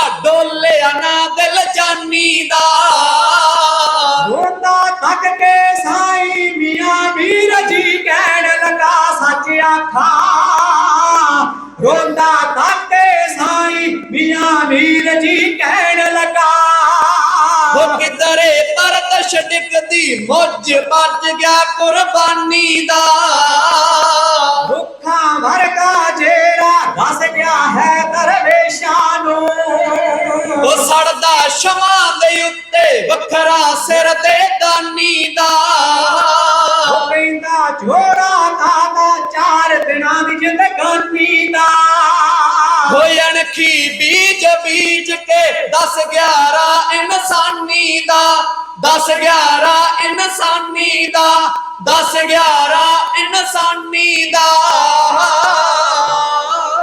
ਅਣਖੀ ਬੀਜ ਬੀਜ ਕੇ 10-11 ਇਨਸਾਨੀ ਦਾ, ਅਣਖ ਦਾ ਬੀਜ ਬੀਜ ਕੇ ਸਤਿਗੁਰੂ ਮਹਾਰਾਜ ਨੇ ਸਾਨੂੰ ਇਨਸਾਨੀਅਤ ਦਾ ਰਾਹ ਪਕੜਾਇਆ। ਗੁਰੂ ਅਰਜਨ ਸਾਹਿਬ ਜੀ ਮਹਾਰਾਜ ਜੀ ਦੇ ਜੀਵਨ ਦੇ ਅੰਦਰ ਸਾਧ ਸੰਗਤ ਜੀ ਫਿਰ ਮਹਾਰਾਜ ਜੀ ਨੂੰ ਤੱਤੀ ਲੋਹ ਤੋਂ ਉੱਪਰੋਂ ਬਾਅਦ ਦੇ ਵਿੱਚ ਸਾਧ ਸੰਗਤ ਦੀ ਦੇਗ ਵਿੱਚ ਉਬਾਲਿਆ ਜਾਣਾ, ਬਥੇਰੇ ਕਸ਼ਟ ਜਿਹੜੇ ਜ਼ਾਲਮਾਂ ਦਿੱਤੇ, ਮਹਾਰਾਜ ਦੇ ਸਰੀਰ ਦੇ ਉੱਪਰ ਛਾਲੇ ਪੈ ਜਾਣੇ, ਜਦੋਂ ਛਾਲੇ ਪੈ ਜਾਣੇ ਤੇ ਇਤਿਹਾਸ ਵਿੱਚ ਜ਼ਿਕਰ ਹੈ ਕਿ ਮਹਾਰਾਜ ਨੂੰ ਰਾਵੀ ਦਰਿਆ ਦੇ ਕੋਲ ਲਿਆਂਦਾ ਗਿਆ, ਰਾਵੀ ਦਰਿਆ ਦੇ ਵਿੱਚ ਮਹਾਰਾਜ ਜੀ ਦੇ ਛਾਲੇ ਸਨ ਤੇ ਠੰਡੇ ਪਾਣੀ ਦੇ ਨਾਲ ਇਸ਼ਨਾਨ ਕਰਵਾਇਆ ਗਿਆ। ਆਖਰਕਾਰ ਗੁਰਦੇਵ ਸਤਿਗੁਰੂ ਪੰਜਵੇਂ ਪਾਤਸ਼ਾਹ ਜੀ ਨੇ 13 ਭਾਣਾ ਮੀਠਾ ਲਾਗੈ ਹਰ ਨਾਮ ਪਦਾਰਥ ਨਾਨਕ ਮੰਗੈ, ਸਤਿਗੁਰੂ ਮਹਾਰਾਜ ਸੱਚੇ ਪਾਤਸ਼ਾਹ ਜੀ ਆਪਣੇ ਪੰਜ ਭੌਤਿਕ ਸਰੀਰ ਨੂੰ ਆਲੋਕ ਕਰ ਲੈਂਦੇ ਤੇ ਸ਼ਹੀਦੀਆਂ ਦੀ ਦਾਤ ਸ਼ਹੀਦਾਂ ਦੇ ਸਰਤਾਜ ਬਣ ਜਾਂਦੇ ਨੇ। ਸਾਧ ਸੰਗਤ ਜੀ, ਇੱਕ ਵਿਦਵਾਨ ਸੱਜਣ ਦੇ ਬੋਲ ਹੈ, ਉਹ ਕਹਿੰਦਾ ਸ਼ਹੀਦ ਕੀ ਜੋ ਮੌਤ ਹੈ ਉਹ ਕੌਮ ਕੀ ਹਯਾਤ ਹੈ। ਕਹਿੰਦਾ ਜਿਹੜੀ ਸ਼ਹੀਦਾਂ ਦੀ ਮੌਤ ਹੁੰਦੀ ਹੈ ਉਹ ਕੌਮ ਦੀ ਜ਼ਿੰਦਗੀ ਹੁੰਦੀ ਹੈ। ਹਯਾਤ ਤੋਂ ਹਯਾਤ ਹੈ, ਉਸकी ਮੌਤ ਵੀ ਹਯਾਤ। ਉਹ ਕਹਿੰਦਾ ਜ਼ਿੰਦਗੀ ਤਾਂ ਜ਼ਿੰਦਗੀ ਆ, ਪਰ ਸ਼ਹੀਦ ਮੌਤ ਵਿੱਚੋਂ ਵੀ ਜ਼ਿੰਦਗੀ ਪ੍ਰਾਪਤ ਕਰ ਲੈਂਦੇ। ਸਾਧ ਸੰਗਤ ਜੀ, ਅੱਜ ਭਾਵੇਂ ਗੁਰੂ ਅਰਜਨ ਸਾਹਿਬ ਜੀ ਮਹਾਰਾਜ ਆਪਣੇ ਪੰਜ ਭੌਤਿਕ ਸਰੀਰ ਨੂੰ ਆਲੋਕ ਕਰਕੇ ਚਲੇ ਗਏ ਨੇ, ਪਰ ਉਹਨਾਂ ਦਾ ਸੋਹਲਿਆਂ ਦਾ, ਉਹਨਾਂ ਦਾ ਜਸ ਇਸੇ ਤਰ੍ਹਾਂ ਸੰਗਤਾਂ ਗਾ ਰਹੀਆਂ। ਇੱਥੋਂ ਤੱਕ ਬਸ ਨਹੀਂ, ਜਿਨ੍ਹਾਂ ਨੇ ਗੁਰੂ ਤੋਂ ਆਪਣਾ ਆਪ ਨਿਸ਼ਾਵਰ ਕੀਤਾ। ਸਾਡੇ ਧਰਮ ਦੇ ਵਿੱਚ ਜੇਕਰ ਗੁਰੂ ਨੂੰ ਇੰਨਾ ਸਤਿਕਾਰ ਮਿਲਿਆ ਤੇ ਗੁਰੂ ਨੂੰ ਮੰਨਣ ਵਾਲਿਆਂ ਨੂੰ ਵੀ ਉਨਾ ਹੀ ਸਤਿਕਾਰ ਮਿਲਿਆ। ਸਾਧ ਸੰਗਤ ਜੀ, ਅੱਜ ਦੇ ਸਮੇਂ ਵਿੱਚ ਅੱਗੇ ਜਾ ਕੇ ਸੰਤ ਬਾਬਾ ਜਰਨੈਲ ਸਿੰਘ ਜੀ ਭਿੰਡਰਾਂ ਵਾਲਿਆਂ ਦੀ ਸ਼ਹੀਦੀ ਆਉਣੀ ਹੈ। ਸੰਤ ਬਾਬਾ ਜਰਨੈਲ ਸਿੰਘ ਕਿਹਦੀ ਬਾਣੀ ਪੜ੍ਹਦੇ ਸਨ? ਗੁਰੂ ਨਾਨਕ ਦੇ ਘਰ ਦੀ ਬਾਣੀ ਪੜ੍ਹਦੇ ਸਨ। ਗੁਰੂ ਨੂੰ ਮੰਨਦੇ ਸਨ, ਗੁਰੂ ਕੀ ਆਗਿਆ ਨੂੰ ਮੰਨਦੇ ਸਨ, ਗੁਰੂ ਕੀ ਗੱਲ ਨੂੰ ਨਾ ਮੰਨਦੇ ਸਨ। ਜਿੱਥੋਂ ਆਪਾਂ ਸ਼ੁਰੂ ਕੀਤਾ ਸੀ ਪ੍ਰਸੰਗ, ਮੈਂ ਉੱਥੇ ਲਿਆ ਕੇ ਪ੍ਰਸੰਗ ਨੂੰ ਬਿਲਕੁਲ ਨਜ਼ਦੀਕ ਤੁਹਾਨੂੰ ਟਿਕਾ ਦਿੱਤਾ। ਹੁਕਮ ਮੰਨਿਆ ਹੋਵੇ ਪ੍ਰਮਾਣ, ਤਾਂ ਖਸਮੇ ਕਾ ਮਹਿਰ ਪਾਏ ਸੀ। ਜਿਨ੍ਹਾਂ ਨੇ ਗੁਰੂ ਕੇ ਹੁਕਮ ਨੂੰ ਮੰਨਿਆ ਤੇ ਉਹਨਾਂ ਦਾ ਫਿਰ ਦਰਗਾਹ ਦੇ ਵਿੱਚ ਉੱਚਾ ਨਾਵਾ ਹੁੰਦਾ। ਜਿਹੜੇ ਬੱਚੇ ਆਪਣੇ ਮਾਤਾ ਪਿਤਾ ਦੀ ਗੁਰੂ ਕੇ ਆਸ਼ੇ ਅਨੁਸਾਰ ਚੱਲਦੇ ਆ, ਉਹਨਾਂ ਦਾ ਜੀਵਨ ਦੇ ਵਿੱਚ ਉੱਚਾ ਮਰਤਬਾ ਪ੍ਰਾਪਤ ਕਰਦੇ ਨੇ। ਗੁਰੂ ਰਾਮਦਾਸ ਮਹਾਰਾਜ ਦੀ ਆਗਿਆ ਨੂੰ ਮੰਨਿਆ ਤੇ ਗੁਰੂ ਅਰਜਨ ਸਾਹਿਬ ਬਣ ਕੇ ਪੂਰੇ ਸੰਸਾਰ ਦੇ ਅੰਦਰ ਪ੍ਰਸਿੱਧ ਹੋਏ, ਪੰਜਵੇਂ ਗੁਰੂ ਬਣੇ। ਤੇ ਜਿਨ੍ਹਾਂ ਨੇ ਪੰਜਵੇਂ ਸਤਿਗੁਰਾਂ ਦੀ ਆਗਿਆ ਨੂੰ ਮੰਨਿਆ, ਉਹ ਸ਼ਹੀਦਾਂ ਦੀ ਲੜੀ ਦੇ ਵਿੱਚ ਸ਼ਾਮਲ ਹੋ ਗਏ। ਅੱਜ ਉਹਨਾਂ ਨੂੰ ਸੰਸਾਰ ਯਾਦ ਕਰ ਰਿਹਾ, ਭਾਵੇਂ 1984 ਦੇ ਸ਼ਹੀਦ, ਭਾਵੇਂ ਛੋਟੇ ਘੱਲੂਘਾਰੇ ਵਿੱਚ, ਵੱਡੇ ਘੱਲੂਘਾਰੇ ਵਿੱਚ ਅਨੇਕਾਂ ਸਾਡੀ ਕੌਮ ਨੇ ਸ਼ੂਰਬੀਰ ਯੋਧਿਆਂ ਨੂੰ ਜਨਮ ਦਿੱਤਾ ਹੈ। ਉਹਨਾਂ ਮਹਾਨ ਸੂਰਮਿਆਂ ਨੂੰ ਸਾਰਿਆਂ ਨੂੰ ਸਿੱਧਾ ਹੈ ਕਿ ਸਤਿਗੁਰੂ ਕਿਰਪਾ ਕਰੇ। ਆਓ ਇੱਕ ਵਾਰ ਵੀ ਕਹਿ ਰਹੇ ਨੇ, ਸੰਤ ਬਾਬਾ ਜਰਨੈਲ ਸਿੰਘ ਜੀ ਭਿੰਡਰਾਂ ਵਾਲਿਆਂ ਦੀ ਕਹੀ ਜਾਵੇ। ਅਜੋਕੇ ਸਮੇਂ ਅੰਦਰ ਕੋਈ ਵੀ ਉਹਨਾਂ ਦੀ ਰੀਸ ਨਹੀਂ ਕਰ ਸਕਦਾ। ਉਹਨਾਂ ਦੀਆਂ ਰੀਸਾਂ ਕਰਨ ਵਾਲੇ ਬੜੇ ਆਏ ਨੇ। ਇੱਕ ਪਖੰਡੀ ਸਾਧ ਲਾਹੌਰ ਦੇ, ਜਿੱਥੇ ਸਤਿਗੁਰੂ ਮਹਾਰਾਜ ਜੀ ਦਾ ਸ਼ਹੀਦੀ ਸਥਾਨ ਹੈ, ਉੱਥੇ ਜਾ ਕੇ ਪਖੰਡੀ ਸਾਹਿਬ ਨੇ ਦੇਸ਼ ਦੀ ਵੰਡ ਤੋਂ ਪਹਿਲਾਂ ਦੀ ਗੱਲ ਹੈ, ਸੰਤ ਬਾਬਾ ਕਰਤਾਰ ਸਿੰਘ ਜੀ ਭਿੰਡਰਾਂ ਵਾਲਿਆਂ ਮਹਾਂਪੁਰਖਾਂ ਦੇ ਮੁਖਾਰ ਬਿੰਦ ਤੋਂ ਸੁਣਨ ਨੂੰ ਮਿਲਦੀ ਹੈ। ਕਹਿੰਦੇ ਦੇਸ਼ ਦੀ ਵੰਡ ਤੋਂ ਪਹਿਲਾਂ ਇੱਕ ਬਾਬਾ ਸੀ ਤੇ ਉਹਨੇ ਜਾ ਕੇ ਜਿੱਥੇ ਮਹਾਰਾਜ ਜੀ ਦਾ ਸ਼ਹੀਦੀ ਸਥਾਨ ਹੈ, ਉਹ ਬਾਹਰ ਜਾ ਕੇ ਆਪਣਾ ਥੜਾ ਲਾ ਕੇ ਬੈਠ ਗਿਆ। ਕਹਿੰਦਾ ਮੈਂ ਗੁਰੂ ਅਰਜਨ ਸਾਹਿਬ से कम नहीं हूं, मेरे विच भी उतनी पावर है जितनी गुरु अर्जन साहिब में है। सिखा ने ਉਹਨੂੰ ਬਾਹੋਂ ਪਕੜ ਲਿਆ, ਕਹਿੰਦੇ ਹੈ ਤੇਰੇ ਵਿੱਚ ਉਤਨੀ ਪਾਵਰ? ਕਹਿੰਦਾ ਹਾਂ। ਜਿੱਥੇ ਸਿੱਖ ਲੋਥ ਪਾਈ ਜਾਂਦੇ ਸਨ ਉੱਥੇ ਲੈ ਗਏ। ਕਹਿੰਦੇ ਬੈਠ ਤਵੀ ਤੇ ਲਾ ਚੌਂਕੜਾ, ਫੇਰ ਵੇਖੀਏ ਤੇਰੇ ਵਿੱਚ ਗੁਰੂ ਸਾਹਿਬ ਜਿੰਨੀ ਹੈ ਸਮਰੱਥਾ। ਕਹਿੰਦਾ ਤਵੀ ਉੱਪਰ ਤੋਂ ਨਹੀਂ ਬੈਠੂੰਗਾ। ਫਿਰ ਸਿੱਖ ਕਹਿੰਦੇ ਫਿਰ ਤੂੰ ਗੁਰੂ ਅਰਜਨ ਸਾਹਿਬ ਦੀ ਰੀਸ ਕਿਵੇਂ ਕਰ ਲਏਗਾ? ਇਸ ਕਰਕੇ ਸਾਧ ਸੰਗਤ ਜੀ, ਬੜੇ ਲੋਕ ਨੇ ਜਿਹੜੇ ਗੁਰੂ ਘਰ ਨੂੰ ਢਾਹ ਲਾਉਂਦੇ ਨੇ। गुरु ते समर्थ है, गुरु वर्गा कोई नहीं। पान मथुरा कछ भेद नहीं, गुरु अर्जन प्रतख हर। उते स्वयं हरि का परमेश्वर का उन्होंने विच वासा सी, स्वयं वो आप निरंकार का रूप सन। आओ संत बाबा जरनैल सिंह जी भिंडरां वाले ਜਿਹੜੇ ਉਹਨਾਂ ਦੀ ਗੱਲ ਨੂੰ ਮੰਨਦੇ ਸਨ, ਉਹਨਾਂ ਦੀ ਕੋਈ ਨਹੀਂ ਰੀਸ ਕਰ ਸਕਦਾ। ਜਿਹੜੇ ਖੁਦ ਨਿਰੰਕਾਰ ਸਨ, ਉਹਨਾਂ ਦੀਆਂ ਤਾਂ ਸਾਧ ਸੰਗਤ ਜੀ ਬਹੁਤ ਦੂਰ ਦੀ ਗੱਲ ਹੈ। ਆਓ ਸੰਤ ਬਾਬਾ ਜਰਨੈਲ ਸਿੰਘ ਜੀ ਭਿੰਡਰਾਂ ਵਾਲਿਆਂ ਦੀ ਇਹ ਕਵਿਤਾ ਤੁਹਾਡੀ ਨਜ਼ਰ ਦੇ ਵਿੱਚ ਕਿਉਂ ਬਿਆਨ ਕੀਤੀ ਜਾ ਰਹੀ? मुखी 14वां ਬਣਿਆ ਸੀ ਟਕਸਾਲ ਦਾ ਸੰਗਤ ਜੀ, ਚਾਰੀ ਫੇਰ ਦਵਾਰਾ ਜਿਸਨੇ ਕੌਮ ਤੇ ਰੰਗਤ ਜੀ, ਚਾਰੀ ਫੇਰ ਦਵਾਰਾ ਜਿਸਨੇ ਕੌਮ ਤੇ ਰੰਗਤ ਜੀ। ਉਹ ਨਬਜ ਪਛਾਣੀ ਜਿਸਨੇ ਸੀ ਫੜ ਸਮੇਂ ਦੇ ਚਾਲਿਆਂ ਦੀ, ਕਿਹੜਾ ਕਰ ਲੂਰੀ ਸੰਗਤ ਜੀ ਭਿੰਡਰਾਂ ਵਾਲਿਆਂ ਦੀ, ਕਿਹੜਾ ਕਰ ਲੂਰੀ ਸੰਗਤ ਜੀ ਭਿੰਡਰਾਂ ਵਾਲਿਆਂ ਦੀ। ਮੁਖੀ 14ਵਾਂ ਬਣਿਆ ਸੀ ਟਕਸਾਲ ਦਾ ਸੰਗਤ ਜੀ, ਚਾਰੀ ਫੇਰ ਦਵਾਰਾ ਜਿਸਨੇ ਕੌਮ ਤੇ ਰੰਗਤ ਜੀ, ਚਾਰੀ ਫੇਰ ਦਵਾਰਾ ਜਿਸਨੇ ਕੌਮ ਤੇ ਰੰਗਤ ਜੀ। ਉਹ ਨਬਜ ਪਛਾਣੀ ਜਿਸਨੇ ਸੀ ਫੜ ਸਮੇਂ ਦੇ ਚਾਲਿਆਂ ਦੀ, ਕਿਹੜਾ ਕਰ ਲੂਰੀ ਸੰਗਤ ਜੀ ਭਿੰਡਰਾਂ ਵਾਲਿਆਂ ਦੀ, ਕਿਹੜਾ ਕਰ ਲੂਰੀ ਸੰਗਤ ਜੀ ਭਿੰਡਰਾਂ ਵਾਲਿਆਂ ਦੀ। ਆਕੇ ਉੱਪਰ ਸਟੇਜ ਤੋਂ ਜਰਨੈਲ ਗੱਜਦਾ ਸੀ, ਸੁਣ ਸੁਣ ਉਸ ਨੂੰ ਹਰ ਕੋਈ ਜਾਂਦਾ ਸਿੰਘ ਸੱਚਦਾ ਸੀ, ਸੁਣ ਸੁਣ ਉਸ ਨੂੰ ਹਰ ਕੋਈ ਜਾਂਦਾ ਸਿੰਘ ਸੱਚਦਾ ਸੀ। ਉਹ ਗਿਣਤੀ ਵੱਧਦੀ ਜਾਂਦੀ ਹੈ ਸਿੱਖੀ ਮਤ ਵਾਲਿਆਂ ਦੀ, ਕਿਹੜਾ ਕਰ ਲੂਰੀ ਸੰਗਤ ਜੀ ਭਿੰਡਰਾਂ ਵਾਲਿਆਂ ਦੀ, ਕਿਹੜਾ ਕਰ ਲੂਰੀ ਸੰਗਤ ਜੀ ਭਿੰਡਰਾਂ ਵਾਲਿਆਂ ਦੀ। ਉਹ ਨਸ਼ੇ ਛੱਡ ਦਿਓ ਵੀਰੋ, ਨਸ਼ੇ ਛੱਡ ਦਿਓ ਵੀਰੋ, ਛਕ ਲੋ ਅੰਮ੍ਰਿਤ ਬਾਟੇ ਦਾ, ਏਕੇ ਵਿੱਚ ਹੀ ਫਾਇਦਾ ਸੌਦਾ ਨਹੀਂ ਕੋਈ ਘਾਟੇ ਦਾ, ਏਕੇ ਵਿੱਚ ਹੀ ਫਾਇਦਾ ਸੌਦਾ ਨਹੀਂ ਕੋਈ ਘਾਟੇ ਦਾ।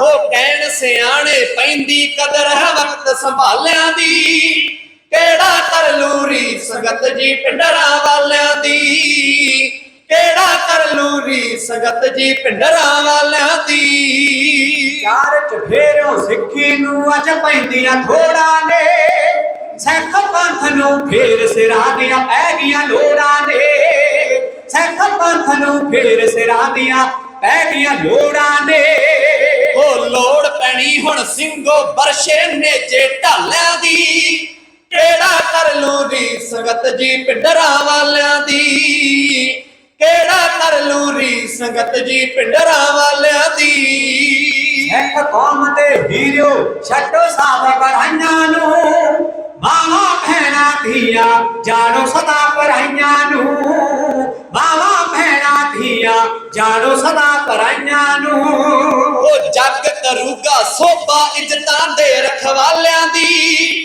ਕਿਹੜਾ ਕਰ ਲੂ ਰੀ ਸੰਗਤ ਜੀ ਪਿੰਡਰਾਂ ਵਾਲਿਆਂ ਦੀ ਕਿਹੜਾ ਕਰ ਲੂ ਰੀ ਸੰਗਤ ਜੀ ਪਿੰਡਰਾਂ ਵਾਲਿਆਂ ਦੀ ਆਪ ਲੜੇ ਹੱਕ ਤਣ ਕੇ ਇਹ ਨਾ ਕਿਸੇ ਤੋਂ ਡਰਨਾ ਹੈ ਉਹ ਜ਼ੁਲਮ ਕਿਸੇ ਤੇ ਕਰਨਾ ਤੇ ਨਾ ਕਿਸੇ ਦਾ ਸਹਿਣਾ ਹੈ ਨਾ ਜ਼ੁਲਮ ਕਿਸੇ ਤੇ ਕਰਨਾ ਤੇ ਨਾ ਕਿਸੇ ਦਾ ਸਹਿਣਾ ਹੈ ਉਹ ਯਾਦ ਰੱਖਣੀ ਸਿੱਖਿਆ ਸਤਿਗੁਰ ਬਾਜਾਂ ਵਾਲਿਆਂ ਦੀ ਕਿਹੜਾ ਕਰ ਲੂ ਰੀ ਸੰਗਤ ਜੀ ਪਿੰਡਰਾਂ ਵਾਲਿਆਂ ਦੀ ਕਿਹੜਾ ਕਰ ਲੂ ਰੀ ਸੰਗਤ ਜੀ ਪਿੰਡਰਾਂ ਵਾਲਿਆਂ ਦੀ ਹੱਕ ਸੱਚ ਲਈ ਸਿੰਘੋ ਨਿਤ ਮੈਂ ਡਟ ਕੇ ਬੋਲਾਂਗਾ ਲੋੜ ਪੈਣ ਤੇ ਕਤਰਾ ਲੋੜ ਪੈਣ ਤੇ ਕਤਰਾ ਕਤਰਾ ਖੂਨ ਦਾ ਡੋਲਾਂਗਾ ਲੋੜ ਪੈਣ ਤੇ ਕਤਰਾ ਕਤਰਾ ਖੂਨ ਦਾ ਡੋਲਾਂਗਾ ਉਹ ਦਿਲ ਵਿੱਚ ਤਾਂਗ ਹੈ ਮੇਰੇ ਸ਼ੀਤੀ ਜਾਮ ਪਿਆਲਿਆਂ ਦੀ ਕਿਹੜਾ ਕਰ ਲੂ ਰੀ ਸੰਗਤ ਜੀ ਪਿੰਡਰਾਂ ਵਾਲਿਆਂ ਦੀ ਕਿਹੜਾ ਕਰ ਲੂ ਰੀ ਸੰਗਤ ਜੀ ਪਿੰਡਰਾਂ ਵਾਲਿਆਂ ਦੀ ਅਸੀਂ ਡਰ ਨਹੀਂ ਮੰਨਦੇ ਫਾਂਸੀ ਵਾਲੇ ਫੰਦੇ ਦਾ ਜੋ ਮੀਰ ਮਰੀ ਤੋਂ ਜਾਣਾ ਕਾਲਾ ਹੁੰਦਾ ਬੰਦੇ ਦਾ ਜੋ ਮੀਰ ਮਰੀ ਤੋਂ ਜਾਣਾ ਕਾਲਾ ਹੁੰਦਾ ਬੰਦੇ ਦਾ ਉਹ ਯੋਧਿਆਂ ਤਾਈਂ ਦੱਸਣ ਗੱਲ ਇਤਿਹਾਸ ਹਵਾਲਿਆਂ ਦੀ ਕਿਹੜਾ ਕਰ ਲੂ ਰੀ ਸੰਗਤ ਜੀ ਪਿੰਡਰਾਂ ਵਾਲਿਆਂ ਦੀ ਕਿਹੜਾ ਕਰ ਲੂ ਰੀ ਸੰਗਤ ਜੀ ਪਿੰਡਰਾਂ ਵਾਲਿਆਂ ਦੀ ਕੋਈ ਵਾਜਾ ਮਾਰੇ ਤੈਨੂੰ ਅੱਖ ਰਾਤਾਂ ਨੂੰ ਬੜ ਜੀਤ ਕਵੀਸ਼ਰ ਲਿਖਦਾ ਤੇਰੀਆਂ ਸੱਚੀਆਂ ਬਾਤਾਂ ਨੂੰ ਬੜ ਜੀਤ ਕਵੀਸ਼ਰ ਲਿਖਦਾ ਤੇਰੀਆਂ ਸੱਚੀਆਂ ਬਾਤਾਂ ਨੂੰ ਵਰਿਆਮ ਸੱਚੀ ਗੱਲ ਦੱਸੇ ਤੇਰੇ ਉੱਚ ਖਿਆਲਿਆਂ ਦੀ ਕਿਹੜਾ ਕਰ ਲੂ ਰੀ ਸੰਗਤ ਜੀ ਪਿੰਡਰਾਂ ਵਾਲਿਆਂ ਦੀ ਕਿਹੜਾ ਕਰ ਲੂ ਰੀ ਸੰਗਤ ਜੀ ਪਿੰਡਰਾਂ ਵਾਲਿਆਂ ਦੀ ਅਜਿਹੇ ਮਰਦਾਂ ਦੀਆਂ ਦਾਸਤਾਨ ਵਾਰਾਂ ਇਤਿਹਾਸ ਗਾਉਂਦਾ ਹੀ ਰਹੇਗਾ। ਆਪ ਸੰਗਤ ਸੰਗਤਾਂ ਨੇ ਇਤਿਹਾਸ ਦੇ ਮਾਣ ਅੰਦਰ ਆਪਣੀ ਦਸਾਂ ਨੌਹਾਂ ਦੀ ਕਮਾਈ ਨੂੰ ਕਿਰਤ ਨੂੰ ਦਸਵੰਧ ਦੇ ਰੂਪ ਅੰਦਰ ਗੁਰੂ ਕੇ ਕਵੀਸ਼ਰ ਸਿੰਘਾਂ ਨੂੰ ਮਾਣ ਭੇਜਿਆ ਹੈ। ਆਪ ਸੰਗਤ ਸੰਗਤਾਂ ਦਾ ਮੈਂ ਰੋਮ ਰੋਮ ਕਰਕੇ ਧੰਨਵਾਦੀ ਹਾਂ। ਗੁਰੂ ਕੇ ਪ੍ਰਬੰਧਕ ਜਨਾਂ ਨੇ ਬੜਾ ਉਚੇਚਾ ਪ੍ਰਬੰਧ ਕੀਤਾ ਹੈ। ਬੱਚਿਆਂ ਤਾਈਂ ਮਾਤਾਵਾਂ ਭੈਣਾਂ ਬਜ਼ੁਰਗਾਂ ਤਾਈਂ ਪੁਰਖਿਆਂ ਨੂੰ ਯਾਦ ਕੀਤਾ ਜਾਵੇ। ਇਸ ਗੁਰੂ ਕੇ ਪ੍ਰਬੰਧਕਾਂ ਨੇ ਗ੍ਰੰਥੀ ਸਿੰਘਾਂ ਨੇ ਸਾਰਿਆਂ ਨੇ ਹਮਲਾ ਮਾਰਿਆ। ਗੁਰੂ ਕੀ ਬਾਣੀ ਧੰਨ ਸ੍ਰੀ ਗੁਰੂ ਗ੍ਰੰਥ ਸਾਹਿਬ ਜੀ ਮਹਾਰਾਜ ਜੀ ਦੇ ਅਖੰਡ ਜਾਪ ਉਪਰੰਤ ਦੀਵਾਨ ਸਜਾਏ ਹਨ। ਸਾਰੇ ਦੀਵਾਨਾਂ ਦੇ ਅੰਦਰ ਗੁਰੂ ਅਰਜਨ ਸਾਹਿਬ ਜੀ ਮਹਾਰਾਜ ਜੀ ਦੇ ਜੀਵਨ ਨੂੰ ਤੁਹਾਡੇ ਸਾਹਮਣੇ ਪੇਸ਼ ਕਰਦਿਆਂ ਤੋਂ ਦਾਸਰਿਆਂ ਨੂੰ ਉਚੇਚਾ ਹੁਕਮ ਲਾ ਕਰਕੇ ਇਹਨਾਂ ਤੁਹਾਡੇ ਦਰਸ਼ਨ ਕਰਵਾਏ ਨੇ। ਇਹਨਾਂ ਦਾ ਧੰਨਵਾਦ ਕਰ ਰਹੇ ਹਾਂ। ਆਪ ਰੱਬ ਵਰਗੀਆਂ ਸੰਗਤਾਂ ਦਾ ਧੰਨਵਾਦ ਹੈ ਜਿਨ੍ਹਾਂ ਨੇ ਲਗਾਤਾਰ 1.5 ਘੰਟੇ ਦੇ ਸਮੇਂ ਦੇ ਨਾਲ ਬੜੇ ਦੇਵਤਿਆਂ ਦੀ ਤਰ੍ਹਾਂ ਸਮਾਧੀਆਂ ਲਾ ਕਰਕੇ ਜਿੰਨੇ ਸਰੀਰ ਬੈਠੇ ਸਾਰੇ ਉਸੇ ਤਰ੍ਹਾਂ ਹੀ ਬੈਠੇ ਹੋ, ਚੜ੍ਹਦੀ ਕਲਾ ਦੇ ਪ੍ਰਤੀਕ ਹੋ। ਆਪ ਸਰਬੱਤ ਸੰਗਤਾਂ ਦਾ ਮੈਂ ਸਾਰਿਆਂ ਦਾ ਧੰਨਵਾਦ ਕਰਦਾ ਹਾਂ ਕਿ ਮਹਾਰਾਜ ਸੱਚੇ ਪਾਤਸ਼ਾਹ ਦੀ ਇਸ ਨਗਰ ਦੇ ਉੱਪਰ ਜਿੰਨੀ ਸਰਬੱਤ ਸੰਗਤ ਹਾਜ਼ਰੀ ਲੈ ਕੇ ਆਏ ਹੋ ਸਾਰਿਆਂ ਦੀਆਂ ਮਹਾਰਾਜ ਸੱਚੇ ਪਾਤਸ਼ਾਹ ਦੀ ਮਨੋ ਕਾਮਨਾਵਾਂ ਮਨੋ ਭਾਵਨਾਵਾਂ ਸੰਪੂਰਨ ਕਰਨ। ਸਾਰਿਆਂ ਦੀ ਚੜ੍ਹਦੀ ਕਲਾ ਦੀ ਇੱਕ ਅਰਦਾਸ ਕਰੀਏ, ਪਿਆਰ ਨਾਲ ਆਖੋ ਜੀ, ਨਾਨਕ ਨਾਮ ਚੜ੍ਹਦੀ ਕਲਾ ਤੇਰੇ ਭਾਣੇ ਸਰਬੱਤ ਦਾ ਭਲਾ। ਦਾਸਰਿਆਂ ਕੋਲੋਂ ਬੋਲਦਿਆਂ ਬਹੁਤ ਸਾਰੀਆਂ ਭੁੱਲਾਂ ਹੋ ਜਾਂਦੀਆਂ ਨੇ। ਅਣਜਾਣ ਬੱਚੇ ਸਮਝ ਕੇ ਮੁਆਫ ਕਰਨਾ। ਸਾਥ ਦੇ ਰਹੇ ਸਨ ਤੁਹਾਡੇ ਹੀ ਨਗਰ ਦਾ ਮਾਣ ਵੀਰ ਗੁਰਵਿੰਦਰ ਸਿੰਘ ਜੀ ਜਲਾਲਾਬਾਦ, ਭਾਈ ਬਲਜੀਤ ਸਿੰਘ ਜੀ ਸਲੀਣਾ ਔਰ ਭਾਈ ਰਣਜੀਤ ਸਿੰਘ ਜੀ ਪਿੰਡਰ ਕਲਾਂ। ਦਾਸ ਅਵਗਣ ਭਰੇ ਏ ਗੁਣ ਨਾਹੀ, ਭਾਈ ਵਰਿਆਮ ਸਿੰਘ ਹਜ਼ੂਰੀ ਕਵੀਸ਼ਰੀ ਜਥਾ ਦਲੇਰ ਟਕਸਾਲ ਆਪ ਸਭਾ ਸੰਗਤਾਂ ਤੋਂ ਖਿਮਾ ਦੇ ਜਾਚਕਾਂ ਜੀ ਗੱਜ ਕੇ ਫਤਿਹ ਬੁਲਾਓ। ਆਖੋ ਜੀ ਵਾਹਿਗੁਰੂ ਜੀ ਕਾ ਖਾਲਸਾ ਵਾਹਿਗੁਰੂ ਜੀ ਕੀ ਫਤਿਹ।